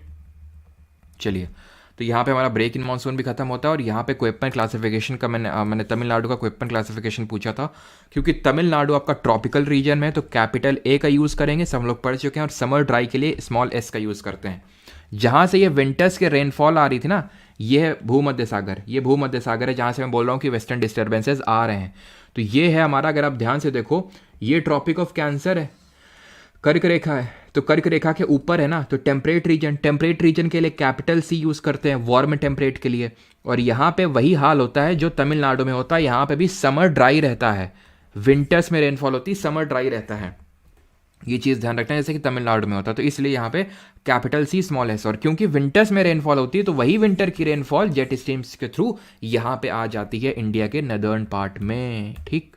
खत्म हो गई हमारी सारी चीज़ें। अब आते हैं ये छोटे छोटे concept, and that is El Nino and La Nina क्या होता है, ठीक है। बुंदेलखंड प्लेट्यू में भी कम होती है, बिल्कुल सही बात है अजीत सिंह, क्योंकि तुम खुद ही देखो, मैं तुम्हें फिर से दिखाता हूँ, यहाँ से मैं ब्लैक से ड्रॉ करूँगा, मारवाड़ प्लेट्यू, ठीक है, मारवाड़, मालवा, बुंदेलखंड, बघेलखंड। तो ये जो यहाँ से आई, ठीक है, एक तो ये जो नर्मदा वैली के पैरेलली निकल जाएगी, नर्मदा वैली की पैरेलली निकल जाएगी, ठीक है। तो इसी वजह से यहाँ पे, और जो ये वाली ब्रांच आई थोड़े बहुत, तो मारवा प्लेट्यू में बारिश करके आगे निकल जाएगी। ये यहाँ से जो ब्रांच आ रही है वो ऊपर की तरफ जा रही है, कुछ ऊपर की तरफ जा रही है, और जो थोड़ी बहुत यहाँ पे हुई भी, तो ये बघेलखंड के ईस्टर्न पार्ट में हो जाएगी। बुंदेलखंड बेचारा बीच में दबा हुआ है, बारिश ही नहीं होगी, ठीक, क्लियर। तो ये कारण है। अब आते हैं अल नीनो ला नीना क्या होता है। ये इसके बारे में तो क्लियरली ज्योग्राफिस्ट को भी नहीं पता कि क्यों कब आता है ये, लेकिन होता क्या है ये तो सबको पता है। क्या होता है ये, तो ये है आम जिंदगी, ये है आम जिंदगी, ये है मेंटोस जिंदगी। कैसे? आम जिंदगी में ये होता है, नॉर्मल ईयर्स में ये होता है कि यहाँ पे ये होता है, हम लोगों ने करंट पढ़े थे, महासागरीय जल धाराएं पढ़ी थी, ओशन करंट पढ़े थे। तो यहाँ पे एक हमारा करंट था पेरू, इसको और किस नाम से जानते हैं कमेंट में बताइए जल्दी से। तो ये जो करंट है वो यहाँ पे आता है, ठंडा ठंडा एकदम क्रिएट होता है, यहाँ पे ठंडी कंडीशंस होती हैं, ठीक है। और क्या यहाँ पे क्या होता है, यहाँ पे ये होता है कि जब ये यहाँ पे क्या होता है, ये इक्वेटर का पास का रीजन है, ये हमने ये देखा था कि इक्वेटर यहाँ से पास होती है। तो ऑब्वियस सी बात है यहाँ पे तो गर्म चीज़ें होनी चाहिए, गर्म कंडीशन होनी चाहिए, बिल्कुल। तो यहाँ पे खूब जम के हीट पड़ती, खूब पानी यहाँ का खूब गर्म होता है, और इसको हमबोल्ट के नाम से जानते हैं, ठीक है, हमबोल्ट करंट के नाम से। तो यहाँ खूब गर्मी होती है। लेकिन होता क्या, तुम याद करो, ये अभी पढ़ाया था कि इक्वेटर के पास ऐसे आती नॉर्थ ईस्टर्लीज और ऐसे आती साउथ ईस्टर्लीज, ये पानी गर्म पानी को बहा के यहाँ ले जाएंगी। यहाँ पे क्योंकि लैंड मास है तो लैंड मास बोलेगा कहाँ जा रहे हो, यहीं पर रुको। और यहाँ पे जहाँ पे ये गर्म पानी होगा, यहाँ की हवा भी गर्म होगी, और जो गर्म होती है उसकी वाटर को होल्ड करने की कैपेसिटी ज़्यादा होती है। तो यहाँ पे खूब बारिश करवाएगी, यहाँ पे ऑस्ट्रेलिया में और इस पार्ट में। और ध्यान रखना, ये नॉर्मल ईयर में इंडिया में मानसून ठीक ठाक रहता है, मानसून जो है ये नॉर्मल आएगा, अपने टाइम पे आएगा, और जितनी बारिश करना है उतनी करके जाएगा, ठीक। अब कुछ एबनॉर्मेलिटीज़ क्रिएट हो जाती हैं कभी कभी, कब क्रिएट होती हैं किसी को नहीं पता आज तक। ये रफली 3 से 7 साल में क्रिएट होती हैं। जैसे अभी जो वर्ल्ड का मेट्रोलॉजिकल ऑर्गेनाइजेशन है वो इंडिया को वार्न करके रखा हुआ है कि अब कभी भी मानसून में ये आपको ये डिक्रीज देखने को मिल सकता है, यानी कि ये अल नीनो वाला साल हो सकता है आने वाले साल में। जैसे कि हो सकता है 2024 ही हो जाए, हो सकता है 2025 हो जाए, तो अल नीनो वाला साल हो सकता है ये अल नीनो वाला। ये अल नीनो में क्या होता है, अल नीनो में होता ये कि कभी कभी कुछ ऐसा होता है कि ये जो विंड्स होती हैं ये वीक पड़ जाती हैं। वीक पड़ने का मतलब है कमज़ोर हो गई। अब जब कमज़ोर होती हैं तो होता कुछ यूं है कि ये जो पानी है जिसको इधर जाना चाहिए था वो बैक मारने लगता है, और वो यहाँ पे आके इकट्ठा हो जाता है जो गर्म पानी है। तो पूरा सब कुछ बिगड़ जाता है। सब कुछ क्या बिगड़ जाता है, यहाँ पे जो बारिश होनी चाहिए थी वो बारिश नहीं होगी, और यहाँ बारिश नहीं होगी तो इंडिया में बारिश नहीं होगी, ध्यान रखना। तो यानी कि मानसून लेट आएगा, उसका अराइवल लेट होगा, और बारिश भी कम होगी। और यहाँ की फिशिंग इंडस्ट्री जो है साउथ अमेरिका की, जो पेरू देश है, वो भी अफेक्ट करेगी। कैसे, जब यहाँ से पानी मूव कर जाता है, भाग जाता है यहाँ से, तो नीचे का पानी ऊपर भागता है कि चलो भैया वो तो चले गए, हमें तो ऊपर कुछ फिल करना पड़ेगा ना। जैसे कि विंड चलती है हाई प्रेशर से लो प्रेशर, क्यों, क्योंकि यहाँ पे लो प्रेशर ऊपर जाती है, मतलब विंड वार्म विंड ऊपर जाती है तो लो प्रेशर क्रिएट हो जाता है। उस जगह को भरने के लिए हाई प्रेशर वाली विंड भागती है, कोल्ड विंड भागती है। तो वैसे ही नीचे का जो ठंडा पानी होता है, ये तो हम सबको पता है कि ऊपर से नीचे जाने में पानी ठंडा होता है, क्योंकि ऊपर डायरेक्ट रेस पड़ रही है सन की, और नीचे उतना ठंडक है। और मैंने आपको आई थिंक ये लाइन भी बताया होगा कि वो कौन सी लाइन होती है जिसके बियॉन्ड एक सडन डिक्रीज इन टेम्परेचर देखने को मिलता है, वो उसका नाम बताइए कमेंट में जल्दी से, ठीक है। तो यहाँ पे ये ठंडा पानी नीचे से ऊपर भागता है, और उसमें प्लैंकटन होता है। ये प्लैंकटन कुछ लोगों को पता होगा और कुछ लोगों को हो सकता है ना पता हो। जिन लोगों ने मुझसे एनवायरमेंट एंड इकोलॉजी सेक्शन पढ़ा है तो उनको तो कायदे से पता होगा। ये पानी का समुद्री जो हमारा होता है समुद्र का, उसका ये पेड़ पौधे होते हैं, फाइटोप्लैंक्टन इनको बोलते हैं। ये ऊपर की तरफ भागेंगे, ये फ्रीली मूविंग है। ऐसा नहीं कि हमारे जैसे पेड़ होते हैं ज़मीन में तो जम गए उखड़ेंगे नहीं, फिर बहुत भयंकर आंधी तूफान। ये फ्रीली मूविंग है तो ऊपर भागेंगे। इनके पीछे पीछे छोटे छोटे जू प्लैंक्टन मूव करेंगे, जू प्लैंक्टन। इन जू प्लैंक्टन के नीचे पीछे पीछे थोड़ी बड़ी बड़ी फिशेस मूव करेंगी। बड़ी से मेरा मतलब है वेल जैसी बड़ी नहीं, नॉर्मल। जू प्लैंक्टन बहुत छोटे होते हैं, और वो आपके जो वो होते हैं मतलब स्मॉल फिश, और स्मॉल फिश के पीछे बिग फिश जाती हैं। तो जब ये सब पीछे पीछे भागते हैं तो जैसे ही फिश आती है, मछुआरे जाल लेके एकदम बैठे हुए खड़ाक से पकड़ लिए। तो सोचो ये नॉर्मल ईयर में यहाँ पे फिशिंग इंडस्ट्री डेवलप करेगी, और यहाँ पे इसलिए फिशिंग इंडस्ट्री भी डेवलप नहीं हो पाती। और इस लाइन को बोलते हैं थर्मोक्लाइन, जहाँ पे सडन डिक्रीज इन टेम्परेचर देखने को मिलता है। ऐसे नीचे जाने में लवणता यानी कि जो सैलिनिटी है वो बहुत तेज़ी के साथ बढ़ती है, और वो लाइन जहाँ से बहुत तेज़ी के साथ बढ़ती है उसको हेलोक्लाइन बोलते हैं। हेलो का मतलब ही सॉल्ट होता है, ध्यान रखना, रूट वर्ड होता है। अब अल नीनो का ये एक लैटिन टर्म है, इसका जो इंग्लिश टर्म होता है उसका बोलते हैं चाइल्ड क्राइस्ट, क्योंकि ये क्रिसमस के टाइम पे देखने को मिलता है उसी टाइम पे। या फिर स्मॉल बॉय, और इसको बोलते हैं स्मॉल गर्ल, ठीक है। इसका जो मतलब है, सर ला नीना तो अपने पढ़ा ही नहीं है। ला नीना कुछ नहीं, अल नीनो क्या होता है, अल नीनो में बहुत खराब होता है, यानी कि late arrival of monsoon and low rainfall, यानी कि लेट भी होगा और लो भी होगा, लो रेनफॉल होगी। La Nina exact opposite of El Nino, यानी कि अल नीनो वाले साल में क्या हो रहा है, नॉर्मल से कम बारिश हो रही है, नॉर्मल से लेट मानसून जा रहा है। यहाँ पे नॉर्मल से भी ज़्यादा बारिश होगी, जितनी होती उससे भी ज़्यादा बारिश होगी ला नीना वाले ईयर में। तो उसका एकदम ऑपोजिट है। किसी का यहाँ तक कोई डाउट? तो अब अल नीनो आप समझ गए कि जो हमारे एटमॉस्फेरिक या फिर जो ओशनिक सर्कुलेशन है उसको अल नीनो बोलते हैं। किसी कोई डाउट होगा तो पूछ लेगा।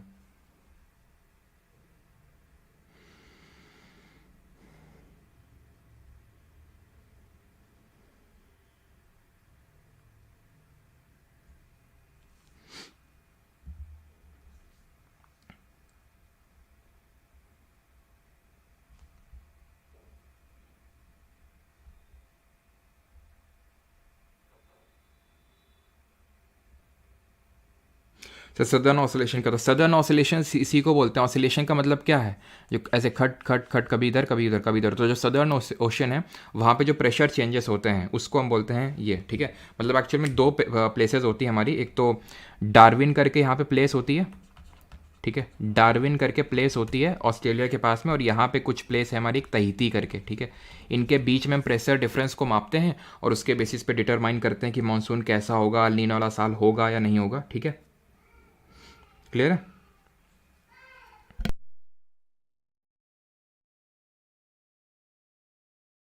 क्लियर?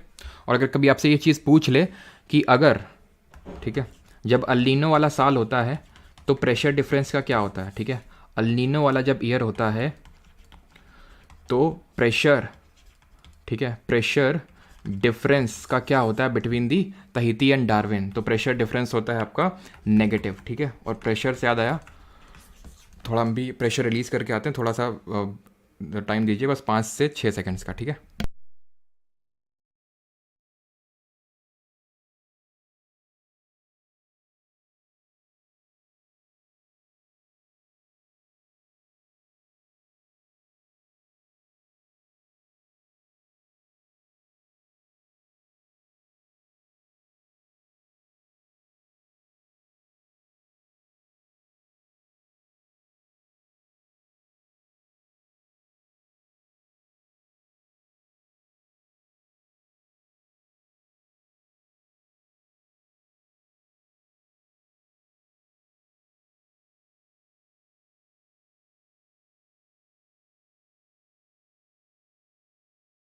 हाँ जी, चलो तो अभी आगे बढ़ा जाए फिर।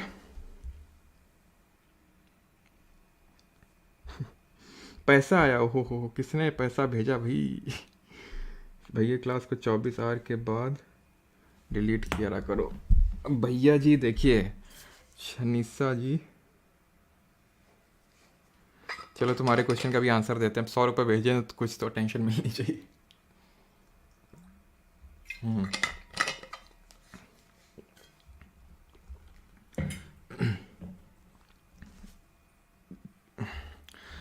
अच्छा, 52 लाइक्स भी मिले गए इनके कमेंट को, अच्छा चलो।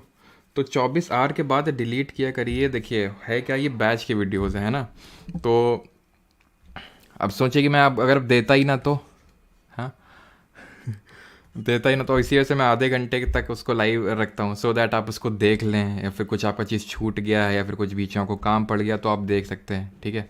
सेम टाइम पे रहती है। लेकिन वही ना यार, बैच की क्लासेस अगर मैं ये करूँगा तो जिन्होंने पे कर रखा है वो ये क्वेश्चन करेंगे कि भाई फिर मतलब क्या हुआ हमारा लेने का। तो थोड़ा सा मतलब उस चीज़ को समझिए, है ना, कि जितना मतलब हैं चीज़ें तो उसी में थोड़ा खुश होने की कोशिश करिए, है ना। बाकी तो यार मैं कोशिश करता हूँ जितना मैं कंटेंट आपको दे सकूँ। हाँ चलिए, तो कॉन्टिनेंटैलिटी में क्या आंसर तो मुझे खुद ही नहीं समझ में आ रहा है, तो इसको स्किप करते हैं टॉपिक को। कॉन्टिनेंटैलिटी को बोलते हैं हिंदी में महाद्वीपीयता, ठीक है, महाद्वीपीयता इसको हिंदी में बोलते हैं। ये भी बहुत अच्छा टॉपिक है, बहुत अच्छे समझना, ठीक है, एकदम कायदे समझ में आ जाएगा एक एक बारी में, ठीक है। ये वर्ल्ड मैप है, ठीक है, कहाँ गया वर्ल्ड मैप, ये वर्ल्ड मैप है।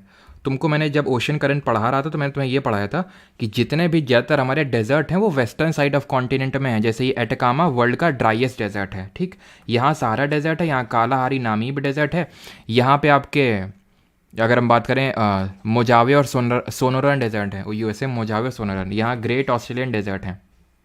ज़्यादातर हमें वेस्टर्न साइड में दिख रहे हैं। क्यों? दो कारण थे। एक तो ये था कि हमारे वेस्टर्न साइड में कोल्ड ओशन करंट जो है वेस्टर्न साइड में पाए जा रहे थे, जैसे यहाँ कैलिफोर्निया था, यहाँ पेरू हम्बोल्ट अभी देखे, यहाँ बेंगुला करंट था, यहाँ पे कैनरी करंट है।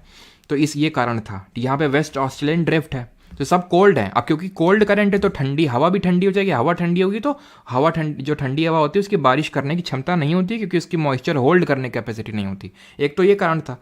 दूसरा कारण ये होता है जो यहाँ पे ईस्टर्लीज ब्लो भी कर रही हैं, कोई भी हवा चल रही है तो वो यहाँ पे किनारे में बारिश कर देगी, जब तक वहाँ पहुँचेंगे वेस्टर्न साइड तक तब उनके पानी नहीं बचेगा। यानी कि जैसे यहाँ पे आपको देखने को मिलेगा गोबी डेजर्ट, यहाँ पे लद्दाख डेजर्ट। क्यों?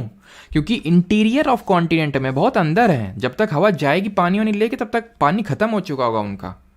इसी को बोलते हैं कॉन्टिनेंटैलिटी, जिसकी वजह से हमें डेजर्ट देखने को मिलता है, जिसकी वजह से हमें ये फीचर देखने को मिलता है। तुमने अगर कभी इस चीज़ पे विचार विमर्श किया हो कि दिल्ली में क्यों जब गर्मी होती है तो बहुत जोर की गर्मी होती है, सर्दी होती है तो बहुत जोर की सर्दी होती है। चले जाओ बैंगलोर, चले जाओ चेन्नई, चले जाओ कोची, चले जाओ मुंबई, चले जाओ भुवनेश्वर, यहाँ पे गर्मी में बहुत ज़्यादा गर्मी और सर्दी में बहुत ज़्यादा सर्दी नहीं पड़ती है। क्यों? क्योंकि इनमें एक चीज़ कॉमन है कि ये कोस्ट के पास लोकेटेड है, तट में लोकेटेड है, जिसकी वजह से ये जो ओशियन होता है, ये समुद्र होता है, इसका एक मॉडरेटिंग इन्फ्लुएंस होता है। मॉडरेटिंग इन्फ्लुएंस का ये मतलब है कि ये क्लाइमेट या वेदर को मॉडरेट बना देता है, एक्सट्रीम्स में नहीं जाने देता है, जो हमारा ओशन होता है, जो समुद्र होता है। लेकिन जितना आप इंटीरियर में चले जाओगे, अंदर चले जाओगे, वो आपका बढ़ता जाएगा। क्या मतलब? एक्सट्रीम्स इन वेदर फिनोमेना आपके बढ़ते जाएंगे। ठीक है, तो ये चीज़ होती है। इसी वजह से होता क्या है, कई सारे फिनोमेना होते हैं कि diurnal range of temperature, diurnal range of temperature, annual range of temperature, annual range of temperature and annual range of rainfall. ध्यान समझना, रेंज क्या चीज होती है? रेंज का मतलब है मैक्सिमम और मिनिमम। जैसे कि डायरनल का मतलब होता है डेली। ये मैं बताना क्या चाह रहा हूं, मैं ये बताना चाह रहा हूं कि जो रेंज होगी, चाहे वो टेम्परेचर की हो, चाहे रेनफॉल की हो, चाहे डेली बेसिस वाली हो, चाहे साल वाली हो, ये वहां पे ज़्यादा होगी रेंज जहां पे कॉन्टिनेंटैलिटी वाला इफेक्ट ज़्यादा होगा, दिल्ली में जैसे कि। और ये रेंज जो है कम होगी समुद्र वाले पास इलाकों में। यानी कि annual range of rainfall will be low in Kerala as compared to Delhi. हैं, ये कैसे बात हुई? केरल में तो बहुत बहुत ज़्यादा बारिश हो रही थी, हमने तो पढ़ा था, बिल्कुल बहुत ज़्यादा बारिश हो रही है, लेकिन रेंज बहुत ज़्यादा नहीं है। रेंज का मतलब यह है कि वो एक दिन या फिर एक वो ऐसा पॉइंट जहाँ पे बहुत ज़्यादा रेनफॉल हुई। और रेनफॉल को किससे मेजर करते हैं जरा बताइए कमेंट में। जहाँ पे बहुत ज़्यादा रेनफॉल हुई और वो एक दिन जहाँ बहुत कम रेनफॉल हुई, तो उसके बीच के डिफरेंस को बोलते हैं रेंज। टेम्परेचर जैसे मैं तुम्हें बोलता हूँ, जैसे डेली का अगर मैं देख लूँ कि आज भाई आज का दिन था, आज का दिन में सबसे ज़्यादा टेम्परेचर क्या रहा था, मान लो कि 40 डिग्री रहा था। ठीक है, तुम चले जाओ ये डेजर्ट वगैरह में, राजस्थान में बहुत ज़्यादा रेंज देखने को मिलती है, बहुत ज़्यादा रेंज कि सर्दियों मतलब रात में बहुत ठंडा हो जाएगा टेम्परेचर, पता चला 15 डिग्री सेल्सियस हो गया, और गर्मियों में बहुत गर्म। तो ये कितना हो गया इसमें रेंज? कितना हो गया? 25 डिग्री सेल्सियस। लेकिन वहीं केरल में मैंने ऑब्जर्व किया कि मैक्सिमम 38 डिग्री टेम्परेचर गया और मिनिमम 35 डिग्री गया। कितना का रेंज है? 3 डिग्री का है मात्र रेंज। तो रेंज जो है वो कम होगी जो समुद्री इलाके हैं वहाँ पे। डायरनल का मतलब होता है डेली, एनुअल का मतलब होता है साल में, कि साल में मैंने एक पॉइंट ऐसा दिन ले लिया जहाँ पे सबसे ज़्यादा टेम्परेचर था और एक ऐसा पॉइंट ले लिया जहाँ पे बहुत कम टेम्परेचर था। वो ज़्यादा होगा कहाँ पे? जो इंटीरियर्स हैं, जहाँ पे कॉन्टिनेंटैलिटी महाद्वीपीयता का जो फैक्टर है वो ज़्यादा है, और कम होगा यहाँ पे। ठीक, खत्म। और ये थोड़ा सा देख लो, ये जो हमारा सीजन्स होते हैं, फिर से आया क्या ये सुपर चैट? अच्छा, पुराना वाले दिखा रहा है, ठीक है ठीक है। तो ये एक बार देख लो, हिंदी मंथ्स जो सीजन्स होते हैं ये भी पूछ लेता है आपसे। तो ये पहले बात तो आपको ये पता होना चाहिए कि चैत्र को क्या बोलते हैं इंग्लिश में, वैसाख। क्योंकि यार ये अगर आप एसएससी के लिए कोर स्टूडेंट हो ना, एसएससी के, तो इसको आप एकदम वो नहीं कर सकते हो, क्योंकि ये स्टैटिक जीके में भी काम आता है। तुमसे कई सारे त्यौहार दे देगा और पूछ लेगा कि जो न्यू ईयर होता है वो किस महीने में होता है। वो मार्च अप्रैल नहीं, वो हिंदू कैलेंडर के मंथ्स देता है। तो ये चीज़ ध्यान रखना। अब यहाँ पे मैं आपको सीजन्स बताना चाहता हूँ कि ये होता है, इसको बोलते हैं वसंत सीज़न। ठीक है, मैं सिर लिख देता हूँ। ठीक है, वसंत सीज़न इसको बोलते हैं, वसंत ऋतु बोलते हैं। देन इसके बाद आ जाती है ठीक है। चैत्र वैसाख के टाइम पे आपकी वसंत ऋतु होगी। देन आपकी, ठीक है, ये वसंत ऋतु वाला होगा। देन वैसाख और ज्येष्ठ के टाइम पे होता है हमारा ग्रीष्म ऋतु, ठीक है, इसको बोलते हैं ग्रीष्म ऋतु।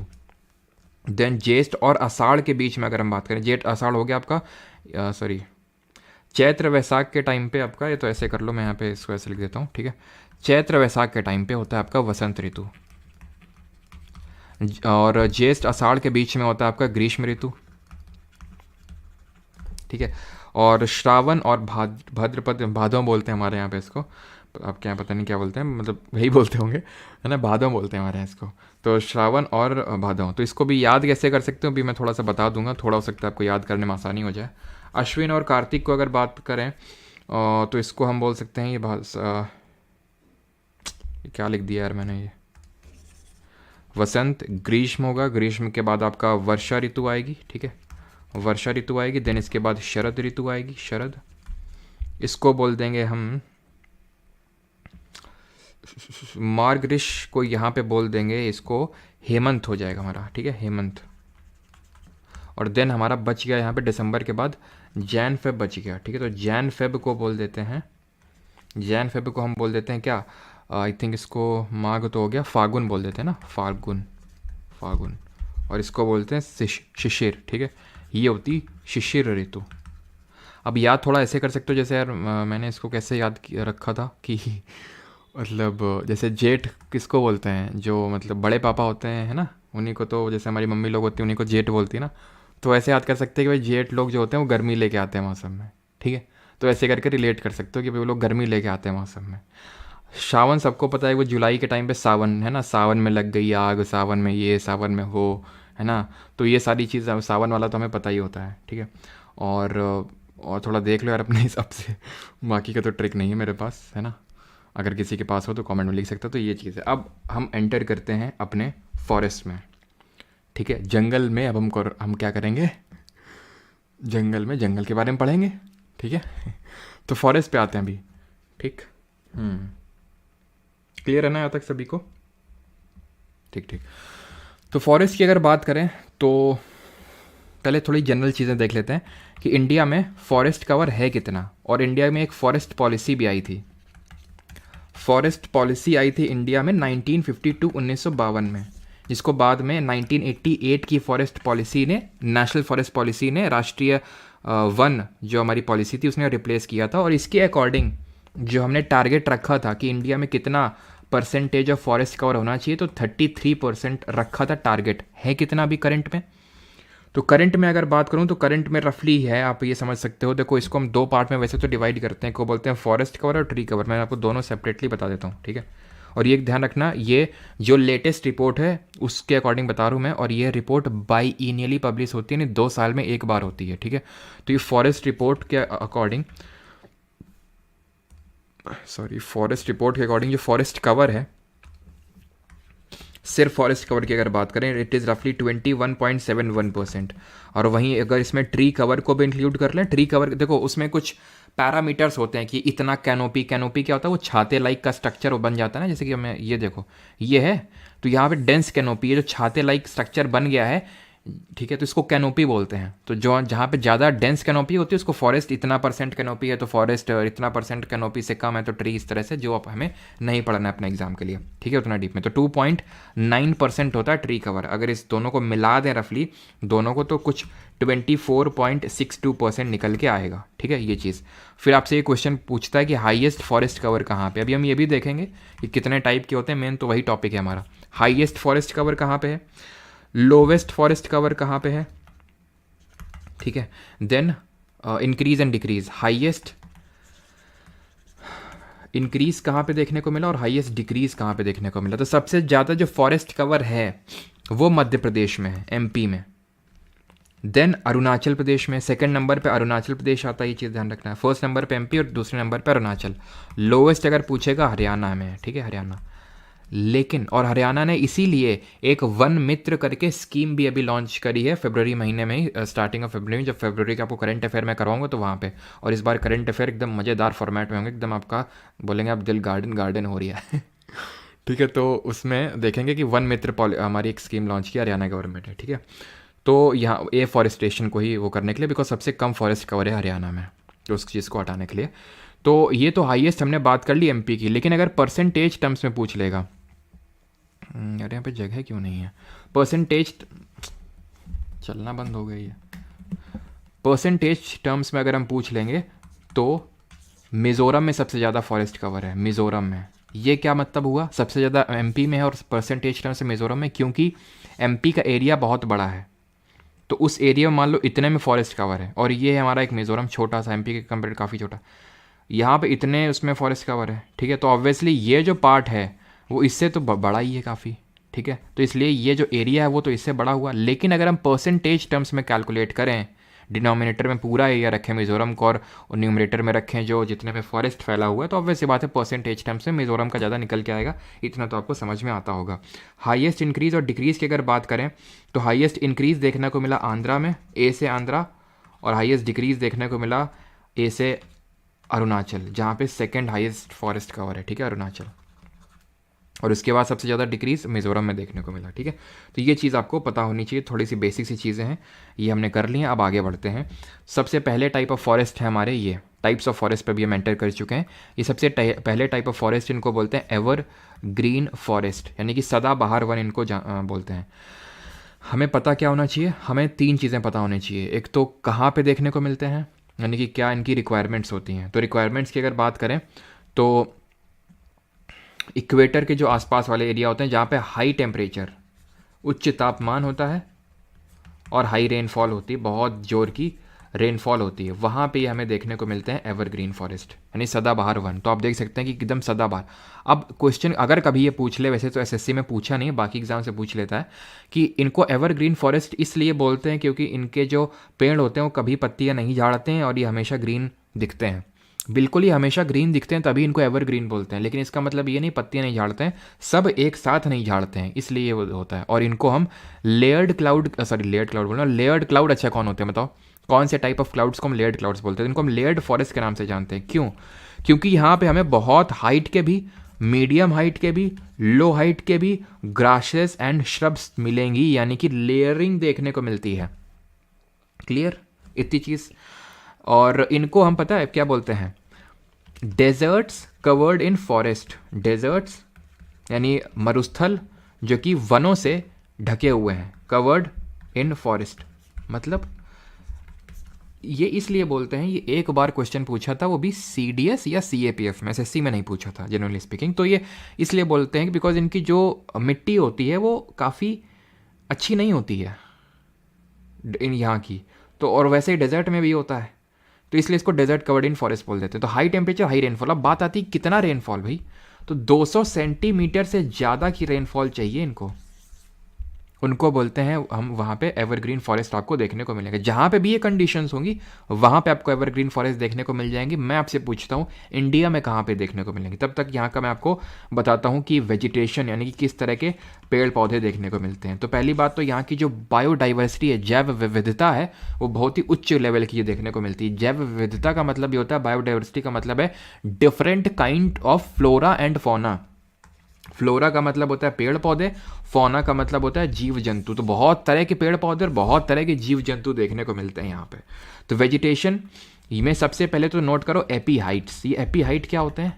एपी हाइट एक तरह से वो पेड़ पौधे होते हैं जो दूसरे का सहारा लेके ग्रो करते हैं। तो जो बेल टाइप स्ट्रक्चर होता है ना, वो यहाँ पे हमें बहुत देखने को मिलते हैं। यहाँ पे कंपटीशन होता है सनलाइट के लिए पेड़ों के बीच में, क्योंकि भाई लेयर्ड क्लाउड है ना, और सबको चाहिए सनलाइट, और एकदम ढका हुआ देख रहे हो कितनी डेंस कैनोपी है, तो इसलिए। ठीक, यहाँ पे और क्या देखने को मिलते हैं? Ebony, mahogany, cinchona, any, rosewood, sandalwood नहीं है, रोजवुड है, ध्यान रखना। तो जितने भी ये हार्डवुड ट्रीज इनको बोलते हैं, किस नाम से जानते हैं इनको? हार्डवुड ट्रीज, ये यहाँ पे पाए जाते हैं। इंडिया में अगर हम बात करें, वैसे ओवरऑल बात कर लें तो एवरग्रीन फॉरेस्ट जो ब्राज़ील के हैं, यहाँ पर लिख देता हूँ कुछ ज़्यादा ही वहाँ पे हो रहा है, तो ब्राज़ील के जो एवरग्रीन फॉरेस्ट हैं वो काफ़ी फेमस हैं। ब्राज़ील के जो रेन फॉरेस्ट, जो इनको हम अमेजॉन रेन फॉरेस्ट के नाम से जानते हैं, जो अमेजॉन नदी के पास में अमेजॉन रेन फॉरेस्ट, इनको हम लंग्स ऑफ द वर्ल्ड यानी कि लंग्स ऑफ द वर्ल्ड यानी कि विश्व के फेफड़ों के रूप में भी जानते हैं। क्यों? क्योंकि ये बहुत पार्ट ऑफ ऑक्सीजन, रफली 60% के ऑलमोस्ट ये ऑक्सीजन सप्लाई करते हैं, क्योंकि बहुत डेंस है, इसलिए लंग्स ऑफ द वर्ल्ड बोल देते हैं इनको, ठीक है। और इंडिया में अगर बात करें, इंडिया में ये कहाँ पाए जाएंगे, तो ये इंडिया है हमारा, ठीक है। तो इंडिया में यहाँ पे मानसून सबसे पहले आता है, कहाँ पे? वेस्टर्न घाट्स में। वेस्टर्न घाट का जो वेस्टर्न साइड है यहाँ पे देखने को मिलेगा, ठीक है। मैं इन शॉर्ट वेस्टर्न घाट लिख रहा हूँ, पश्चिमी घाट, लेकिन आप समझ गए पश्चिमी घाट का पश्चिमी वाला क्षेत्र, और वही क्षेत्र क्यों है? क्योंकि वो ओरोग्राफिक रेनफॉल, याद करो, विंडवर्ड साइड है। देन ये अंडमान निकोबार है, इसकी मैंने चर्चा अभी तक करी नहीं थी, क्योंकि यहाँ पे हम लोगों को करनी थी। अब जब ये बे ऑफ बंगाल ब्रांच गई होगी तो डायरेक्टली तो यहाँ पहुँच नहीं गई होगी ना, इसको भी थोड़ा सा बारिश दिया होगा। ये इतना प्रोफाउंड नहीं है, लेकिन फिर भी बारिश तो इसने भी रिसीव की होगी।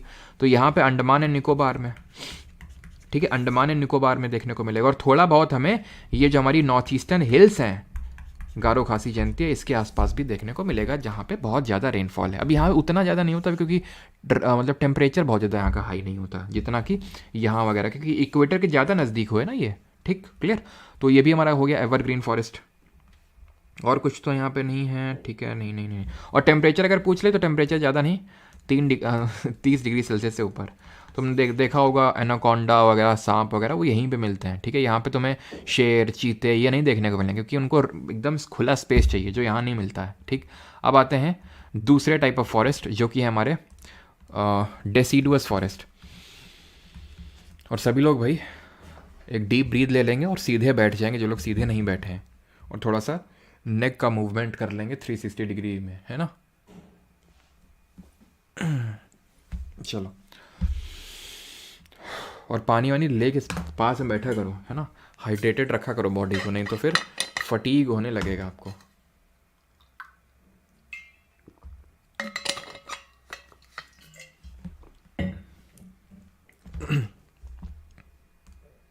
चलो तो अभी आते हैं डेसिडुअस फॉरेस्ट में, यानी कि इनको बोलते हैं उष्णकटिबंधीय पर्णपाती वन, ठीक है, उष्णकटिबंधीय। कुछ क्वेश्चन ही मैंने पूछा था ना पीछे, कुछ पूछा था मैं, आई थिंक याद नहीं आ रहा मेरे को। हाँ, लेयर्ड क्लाउड्स किसको बोलते हैं? तो हम वो जो कौन से होते हैं वो हमारे, एक तो निम्बस होते हैं जो स्ट्रेटा में पाए जाते हैं, ठीक है, वो होते हैं हमारे लेयर्ड क्लाउड्स, ठीक है। स्ट्रेटस उनको क्लाउड्स बोलते हैं, स्ट्रेटस, ठीक है। तो उष्ण जो हमारे लो लेवल क्लाउड होते हैं, तो उष्णकटिबंधीय पर्णपाती वन है ये, ठीक है, उष्णकटिबंधीय पर्णपाती वन। ये दो तरह के होते हैं, एक को बोलते हैं ड्राई डेसिडुअस शुष्क पर्णपाती वन, और एक को बोलते हैं मॉइस्ट, नॉट ये वेट, ठीक है, मॉइस्ट डेसिडुअस फॉरेस्ट।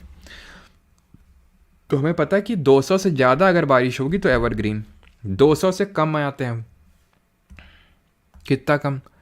देखो, डेसिडुअस वहाँ पाए जाते हैं जहाँ 70 सेंटीमीटर से लेकर 200 सेंटीमीटर के बीच में हो रही होती है, लेकिन ये जो रेंज है बहुत बड़ा रेंज है, तो इसलिए हम दो पार्ट में डिवाइड कर देते हैं। अगर 150 से 200 के बीच में हो रही है तो मॉइस्ट डेसिडुअस, और अगर 70 सेंटीमीटर से लेके 150 सेंटीमीटर के बीच में हो रही है तो उसको ड्राई डेसिडुअस बोलेंगे। डेसिडुअस फॉरेस्ट को मानसून वन के नाम से भी जानते हैं, मानसून फॉरेस्ट के नाम से भी जानते हैं। क्यों? क्योंकि इंडिया में ये सबसे ज़्यादा फॉरेस्ट अगर हमें मिलते हैं तो मानसून फॉरेस्ट ही मिलते हैं। इंडिया में मानसून का काफ़ी प्रोफाउंड इन्फ्लुएंस रहता है, अभी देखा तो जितना भी ये प्रायद्वीपीय पठार वाला हिस्सा है, एमपी, यूपी और ये कर्नाटक, ये सब यहाँ पे हमें डेसिडुअस फॉरेस्ट देखने को मिलते हैं। कर्नाटक, एमपी, आंध्रा, ये सब जगहों में मानसून फॉरेस्ट के नाम से इसीलिए यहाँ पे इनको जानते हैं, ठीक है, मानसून वनों के नाम से।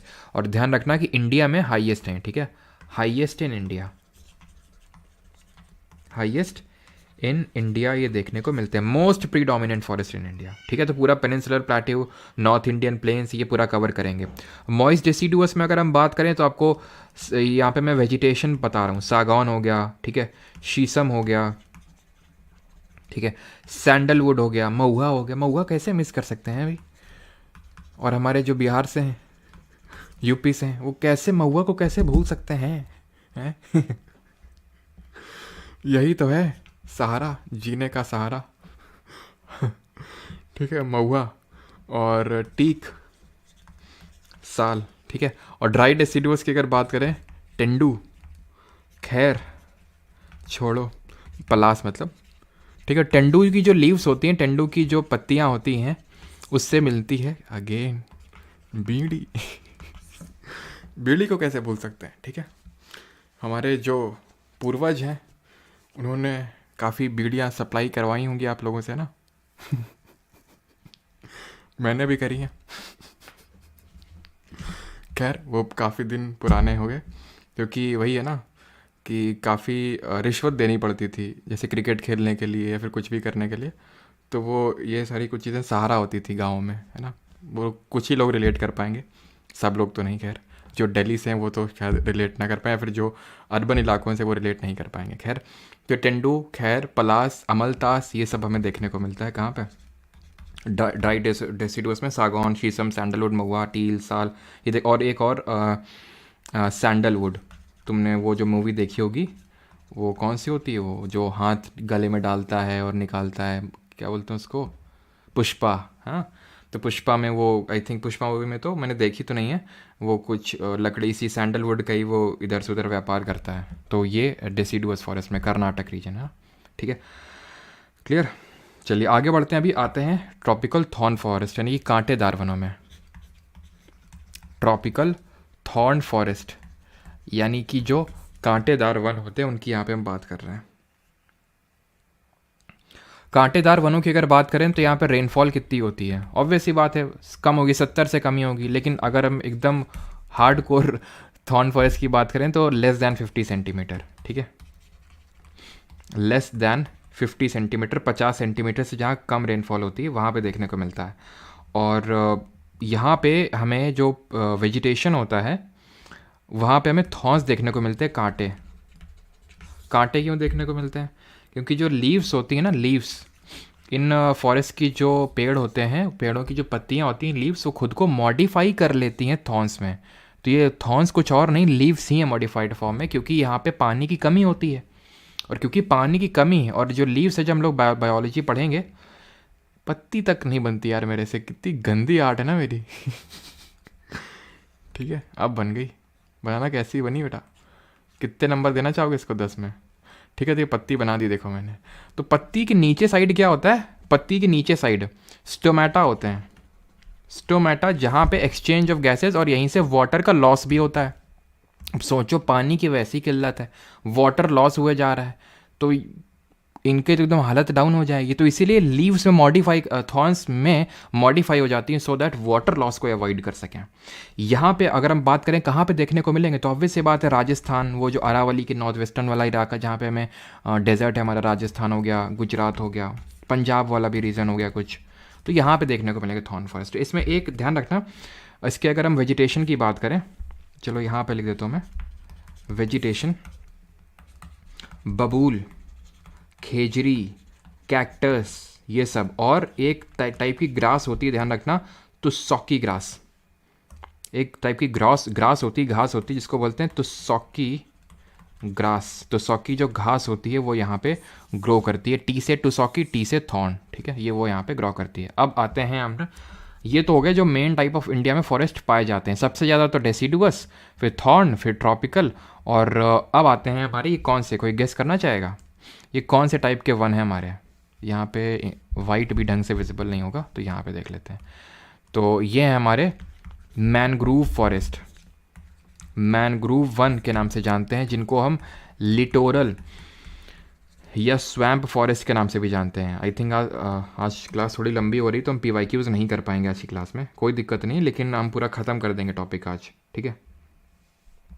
ठीक है, कोई नहीं, PYQs हम कल की क्लास में कर लेंगे, ठीक है। तो लिटोरल स्वैम्प फॉरेस्ट, इनको दलदली वन को नाम से जाना जाता है, और ये कहाँ पाए जाते हैं, अलोंग दी कोस्ट पाए जाते हैं। सबसे ज़्यादा इंडिया में पश्चिम बंगाल में पाए जाते हैं। उसका कारण भी है, कारण इसीलिए है कि यहाँ पे तो एक तो कोस्ट भी है, और ऊपर से यहाँ गंगा और ब्रह्मपुत्र आ रही है, माइटी रिवर्स, इतनी बड़ी बड़ी रिवर्स, तो यहाँ पे भयंकर दलदली कंडीशन क्रिएट होती है सुंदरबन डेल्टा के पास में। और सुंदरबन डेल्टा का नाम सुंदरबन क्यों पड़ा, तो मैं बताया था, सुंदरी ट्री, वो सुंदरी ट्री एक तरह का मैनग्रोव फॉरेस्ट में पाया जाने वाला ट्री है।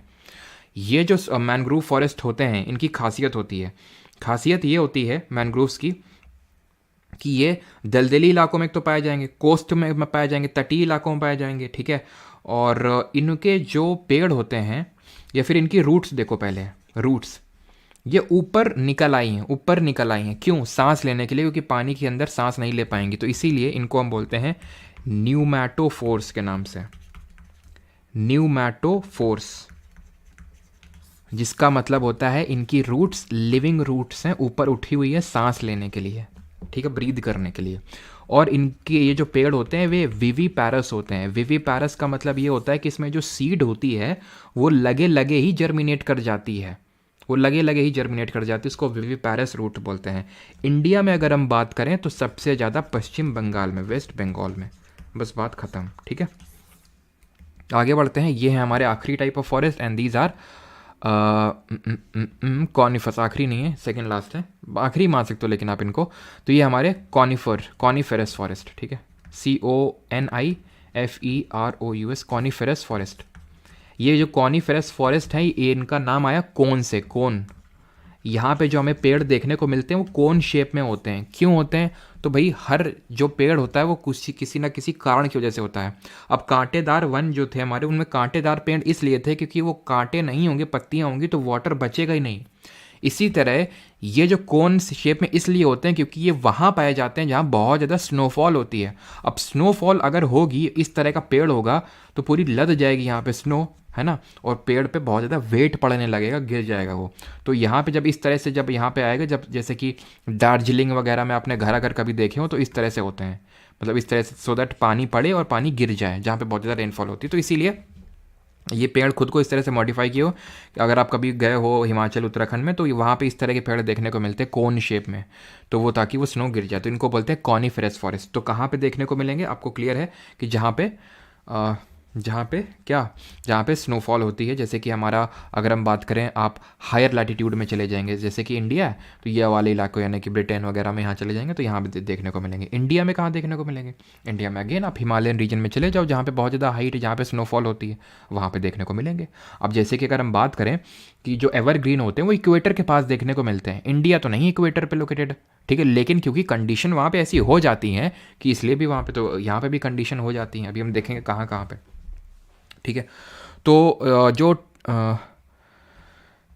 कॉनिफेरस फॉरेस्ट हैं तो ये कहाँ पे देखने को मिलेंगे? जो हाई स्नोफॉल एरियाज़ हैं, हाई स्नोफॉल एरियाज़ में। इंडिया में अगर बात करें तो इंडिया में जो अपर हिमालय है ना, अपर हिमालय, वहाँ पे देखने को मिलेंगे, ठीक है, अपर हिमालय में। यहाँ के अगर वेजिटेशन की बात कर लें तो वेजिटेशन यहाँ पे ध्यान रखना, चिर, पाइन, सिडार, देवदार। ये जब हम बायोलॉजी पढ़ेंगे तो देखेंगे ये जितने होते हैं ना देवदार, ये जितने भी कॉनिफेरस होते हैं ये सब जिम्नोस्पर्म की कैटेगरी में आते हैं, ठीक है। देवदार, स्प्रूस, ये सब होते हैं हमारे क्या, सॉफ्टवुड ट्रीज़। इनको जैसे हार्डवुड ट्रीज़ होते हैं एवरग्रीन वाले, ये होते हैं सॉफ्टवुड ट्रीज़, जैसे कि माचिस की वो तीली बनती है जिस वुड से, वो सब इसी टाइप के वुड से बनती है, यहाँ से जो लाई जाती है सॉफ्टवुड ट्रीज़। अब आ जाते हैं अपने आखिरी पे, दैट इज़ माउंटेन फॉरेस्ट। ये कोई टाइप ऑफ फॉरेस्ट तो बोलना ठीक नहीं रहेगा क्योंकि ये है क्या ना, माउंटेन फॉरेस्ट इंडिया में दो जगहों में पाया जाता है। इंडिया में माउंटेन दो जगह है। माउंटेन फॉरेस्ट का मतलब है जहाँ पे माउंटेन होते हैं वो वाले पर्वत, वो वाले वन। तो दो जगह है हमारे पर्वत, एक तो नॉर्थ इंडिया में है और साउथ इंडिया में भी है। साउथ इंडिया में कहाँ पे है? जल्दी से याद करो। तो नॉर्थ इंडिया में तो हिमालय हो गया हमारे, हिमालय हो गए। अब हिमालय में भी पता है अलग अलग तरह के फॉरेस्ट पाए जाते हैं। हिमालय के टॉप पे मतलब जैसे कि माउंट एवरेस्ट है, हाइट 8848 मीटर है, 8848 मीटर, 8848 मीटर। तो जैसे आप ऊपर जाओगे यानी कि रफली आप 4-5 किलोमीटर के ऊपर बढ़ोगे, ठीक है, 4-5 किलोमीटर के, तो आपको अल्पाइन वेजिटेशन देखने को मिलेगा, यानी कि कॉनिफेरस टाइप इस तरह का देखने को मिलेगा आपको, कॉनिफेरस वाला, ठीक है। तो यानी कि हाई, अगर हम बात करें हिमालय में जो हाई रीचेस हैं टॉप पे, तो अल्पाइन देखने को मिलेगा, यानी कि जहाँ बहुत बर्फबारी पड़ती है तो कॉनिफेरस फॉरेस्ट देखने को मिलेंगे, ठीक। जब आप नीचे आ जाओगे हिमालय में तो लो लेवल पे आपको डेसिडुअस फॉरेस्ट देखने को मिलेंगे, उष्णकटिबंधीय पर्णपाती वन देखने को मिलेंगे, डेसिडुअस फॉरेस्ट्स, ठीक, क्लियर, डेसिडुअस। अब साउथ इंडिया में अगर हम बात करें तो वेस्टर्न घाट और ईस्टर्न घाट को आप याद करिए, वहाँ पे हैं। तो वेस्टर्न घाट के जो हमारे हैं, पश्चिमी घाट के, उनको हम बोलते हैं, वेस्टर्न घाट के जो टेम्परेट फॉरेस्ट या टेम्परेट ग्रासलैंड, उनको हम जानते हैं शोला के नाम से, ठीक है, शोला के नाम से इनको जानते हैं। और वैसे नॉर्थ इंडिया में भी ग्रास लैंड देखने को मिलते हैं, घास के मैदान, उनको हम किस नाम से जानते हैं? बुग्याल के नाम से। मैं आपको पढ़ा चुका हूँ बुग्याल।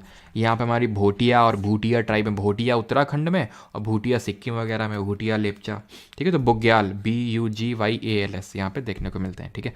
अब आ जाते हैं ग्रास लैंड पे, घास के मैदान पे, हमारा आज का सेकंड लास्ट टॉपिक। ये 2 मिनट का है और इसके बाद ये शिफ्टिंग कल्टीवेशन 2 मिनट का, ठीक है। और टॉपिक को करेंगे ख़त्म और फिर कल क्वेश्चन इसके करेंगे। देखो ग्रासलैंड होते क्या हैं? घास के मैदान होते हैं। देखो बहुत ज़्यादा बारिश हो रही है तो पर्वत तो वन हो जाएगा, फॉरेस्ट हो जाएगा। बिल्कुल बारिश नहीं हो रही तो रेगिस्तान हो जाएगा, डेजर्ट।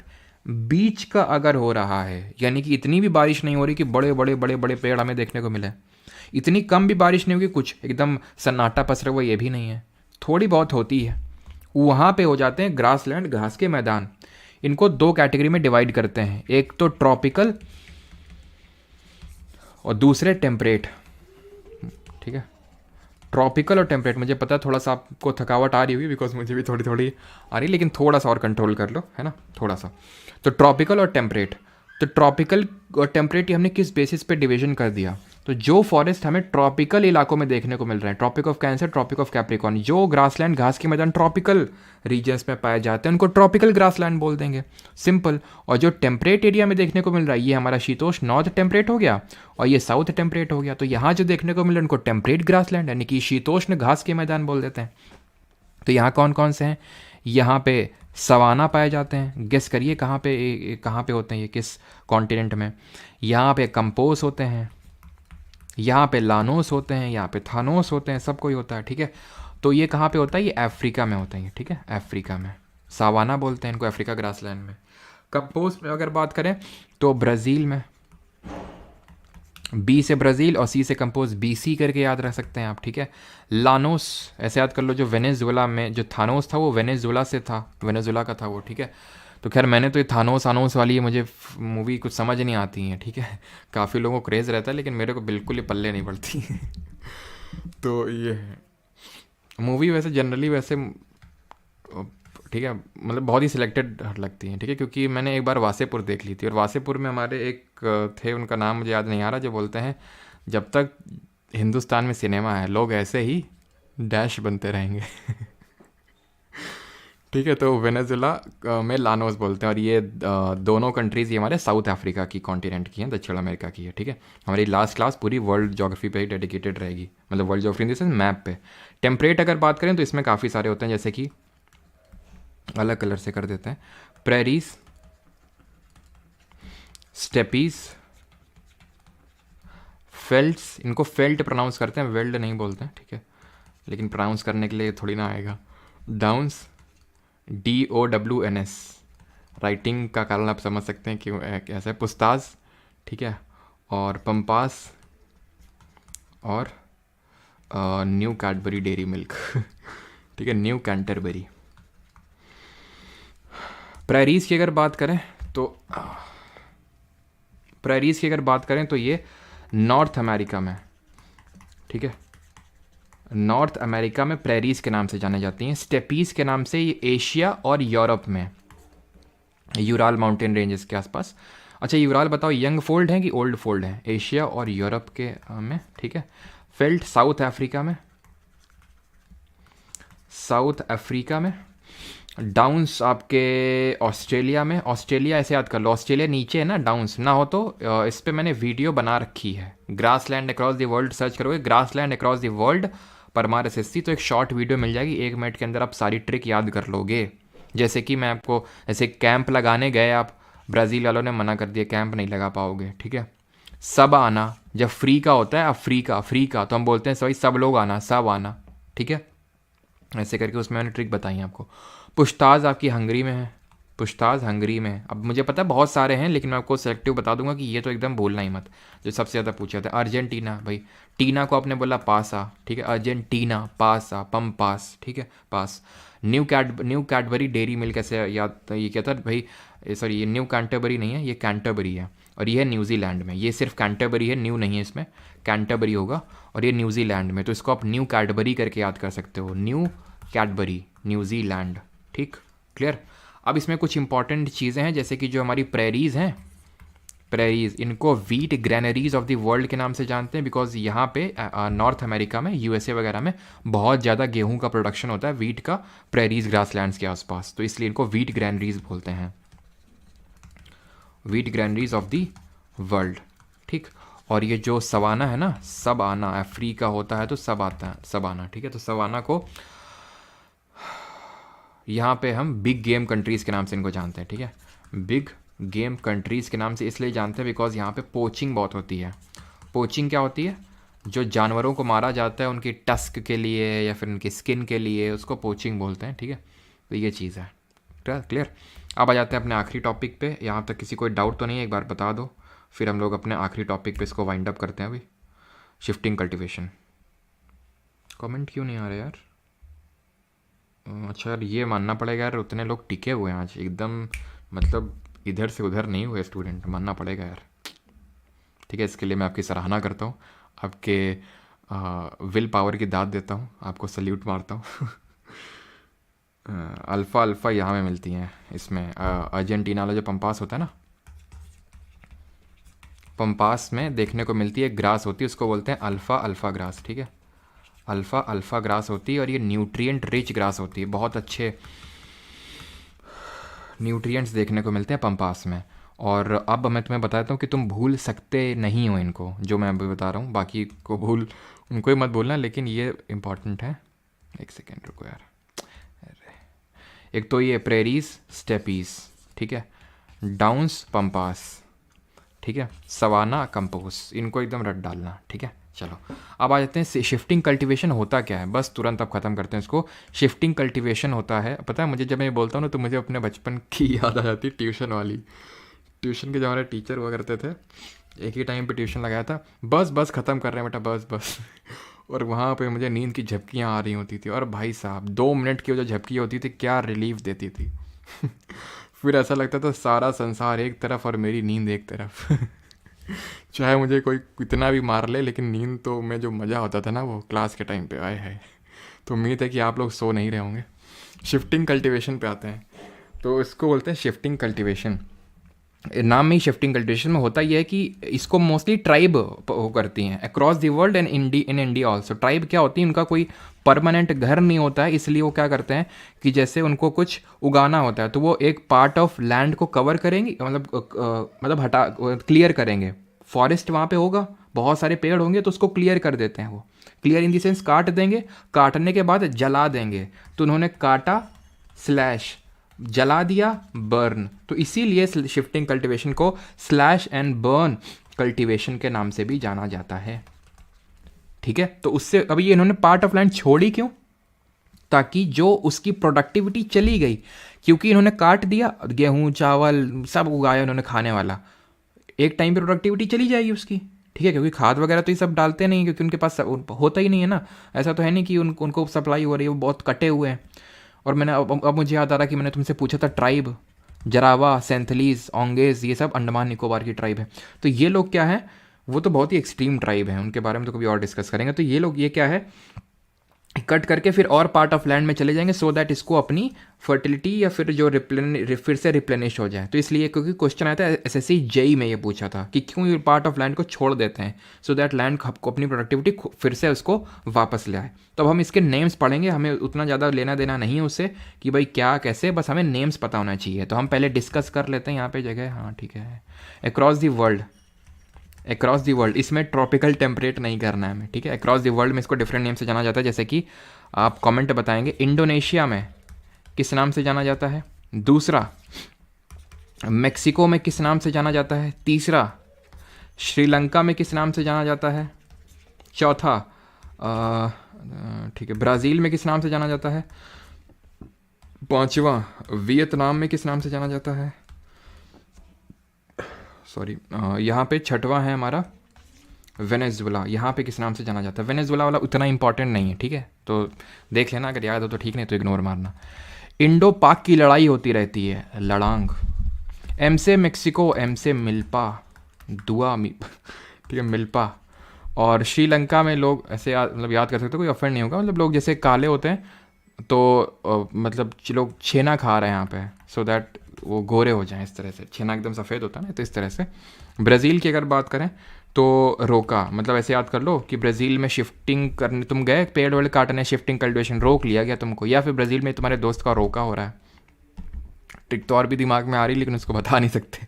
वियतनाम अगर बात करें, वियतनाम में इसको रे के नाम से जाना जाता है, ठीक है। रे नाम का एक लड़का है, रे नाम का एक लड़का है, ठीक है, इस तरह से। एंड वेनेजुला में इसको जानते हैं कोनुको, ठीक है, कोनुको के नाम से। And the last slide of our lecture is this, in India इसको डिफरेंट नेम से कैसे जाना जाता है। तो जल्दी से बताएंगे कि नॉर्थ ईस्टर्न पार्ट में किस नाम से जाना जाता है, नॉर्थ ईस्ट इंडिया में, ठीक है, नॉर्थ ईस्टर्न पार्ट में, पैर में एकदम सुन्न पड़ गया नॉर्थ ईस्टर्न पार्ट में, और वेस्टर्न घाट्स में, पश्चिमी घाट में। तीसरा है झारखंड में, राजस्थान में, ठीक है, और आंध्रा में, एमपी में, और लास्ट है छत्तीसगढ़ में, ठीक है। नॉर्थ ईस्टर्न पार्ट में इसको झूम के नाम से जानते हैं, ठीक है। यानी कि आप नॉर्थ ईस्ट में जब जाते हो, इतने सारे स्टेट हैं, मेघालय, मणिपुर, त्रिपुरा, अरुणाचल, नागालैंड, आप कंफ्यूज हो, आप झूम जाते हो आप, ठीक है।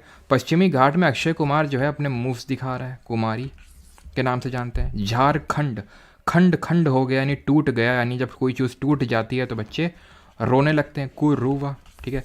राजस्थान में वोल्तरे के नाम से जानते हैं। वलराज याद कर लो, जैसे बलराज हमारे स्कूल के जो प्रिंसिपल मैडम थी, उनका तो नाम था क्या, वीना साइलस नाम था, और उनके हस्बैंड का नाम था बलराज, हम लोग बल्लू बुलाते थे उनको, ठीक है। तो बल्लू जी जो थे हमारे, वो बलराज जी, तो वैसे करके याद कर सकते हैं वलराज।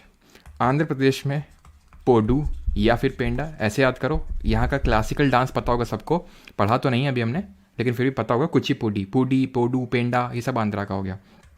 एमपी में बेवर या दहिया, ठीक है। एमपी में मध्य में देवर बैठा हुआ है, दही लेके आया, कुछ ऐसे याद कर लो, ठीक है, बेवर या दहिया। और छत्तीसगढ़ में, छत्तीसगढ़ का जो बस्तर डिस्ट्रिक्ट है, वहाँ पे इसको हम जानते हैं दीपा के नाम से। तो ऐसे याद कर लो, दीपा कोई लड़की है, तो छत में छत्तीसगढ़ बैग लेके बस्तर में, ठीक है, पढ़ रही है, तो ऐसे करके याद कर सकते हैं। तो इंडिया में हो गए, और थैंकू लेक्चर काफ़ी बड़ा हो गया था आज का, है ना। चलो तो अब क्वेश्चन करवा दें, बताओ जल्दी से।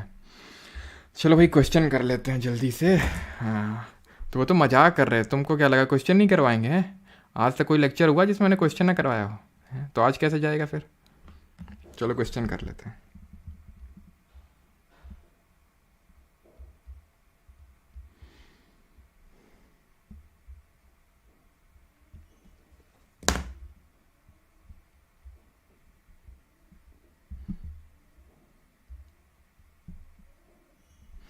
सर मैं पहली बार आपका वीडियो देख रही हूँ, आप बहुत अच्छे से समझाते हैं। एक छोटी सी रिक्वेस्ट है आपसे, प्लीज़ बैकग्राउंड ब्लैक रखिए। बैकग्राउंड ब्लैक मैं रख सकता हूँ, मेरे लिए भी ज़्यादा फेवरेबल होगा, मेरी आंखों में भी काफ़ी स्ट्रेन, आप तो आँख इधर उधर भी कर सकते हैं देखते हो इधर उधर, अब मेरे को तो कॉन्टीन्यूसली उसी पे फोकस करना है, ठीक है। अगर मैं ब्रेक लूँगा इधर उधर देखने के लिए तो मेरी शक्ल तो दिख नहीं रही तुमको, तुम तो ये सोचोगे सर जी लगता है आराम कर रहे होंगे ठीक है। तो मुझे तो कॉन्टेस्ट मेरे लिए भी आराम होगा, लेकिन मैं इसलिए नहीं करता हूँ बिकॉज काफ़ी लोग इसका प्रिंट आउट निकलवाते हैं, तो फिर वो प्रिंट आउट नहीं निकाल पाएगा क्योंकि सब काला काला हो जाएगा अगर मैंने ब्लैक किया। मैंने किया था बीच में, इसीलिए वो हुआ था, ठीक है।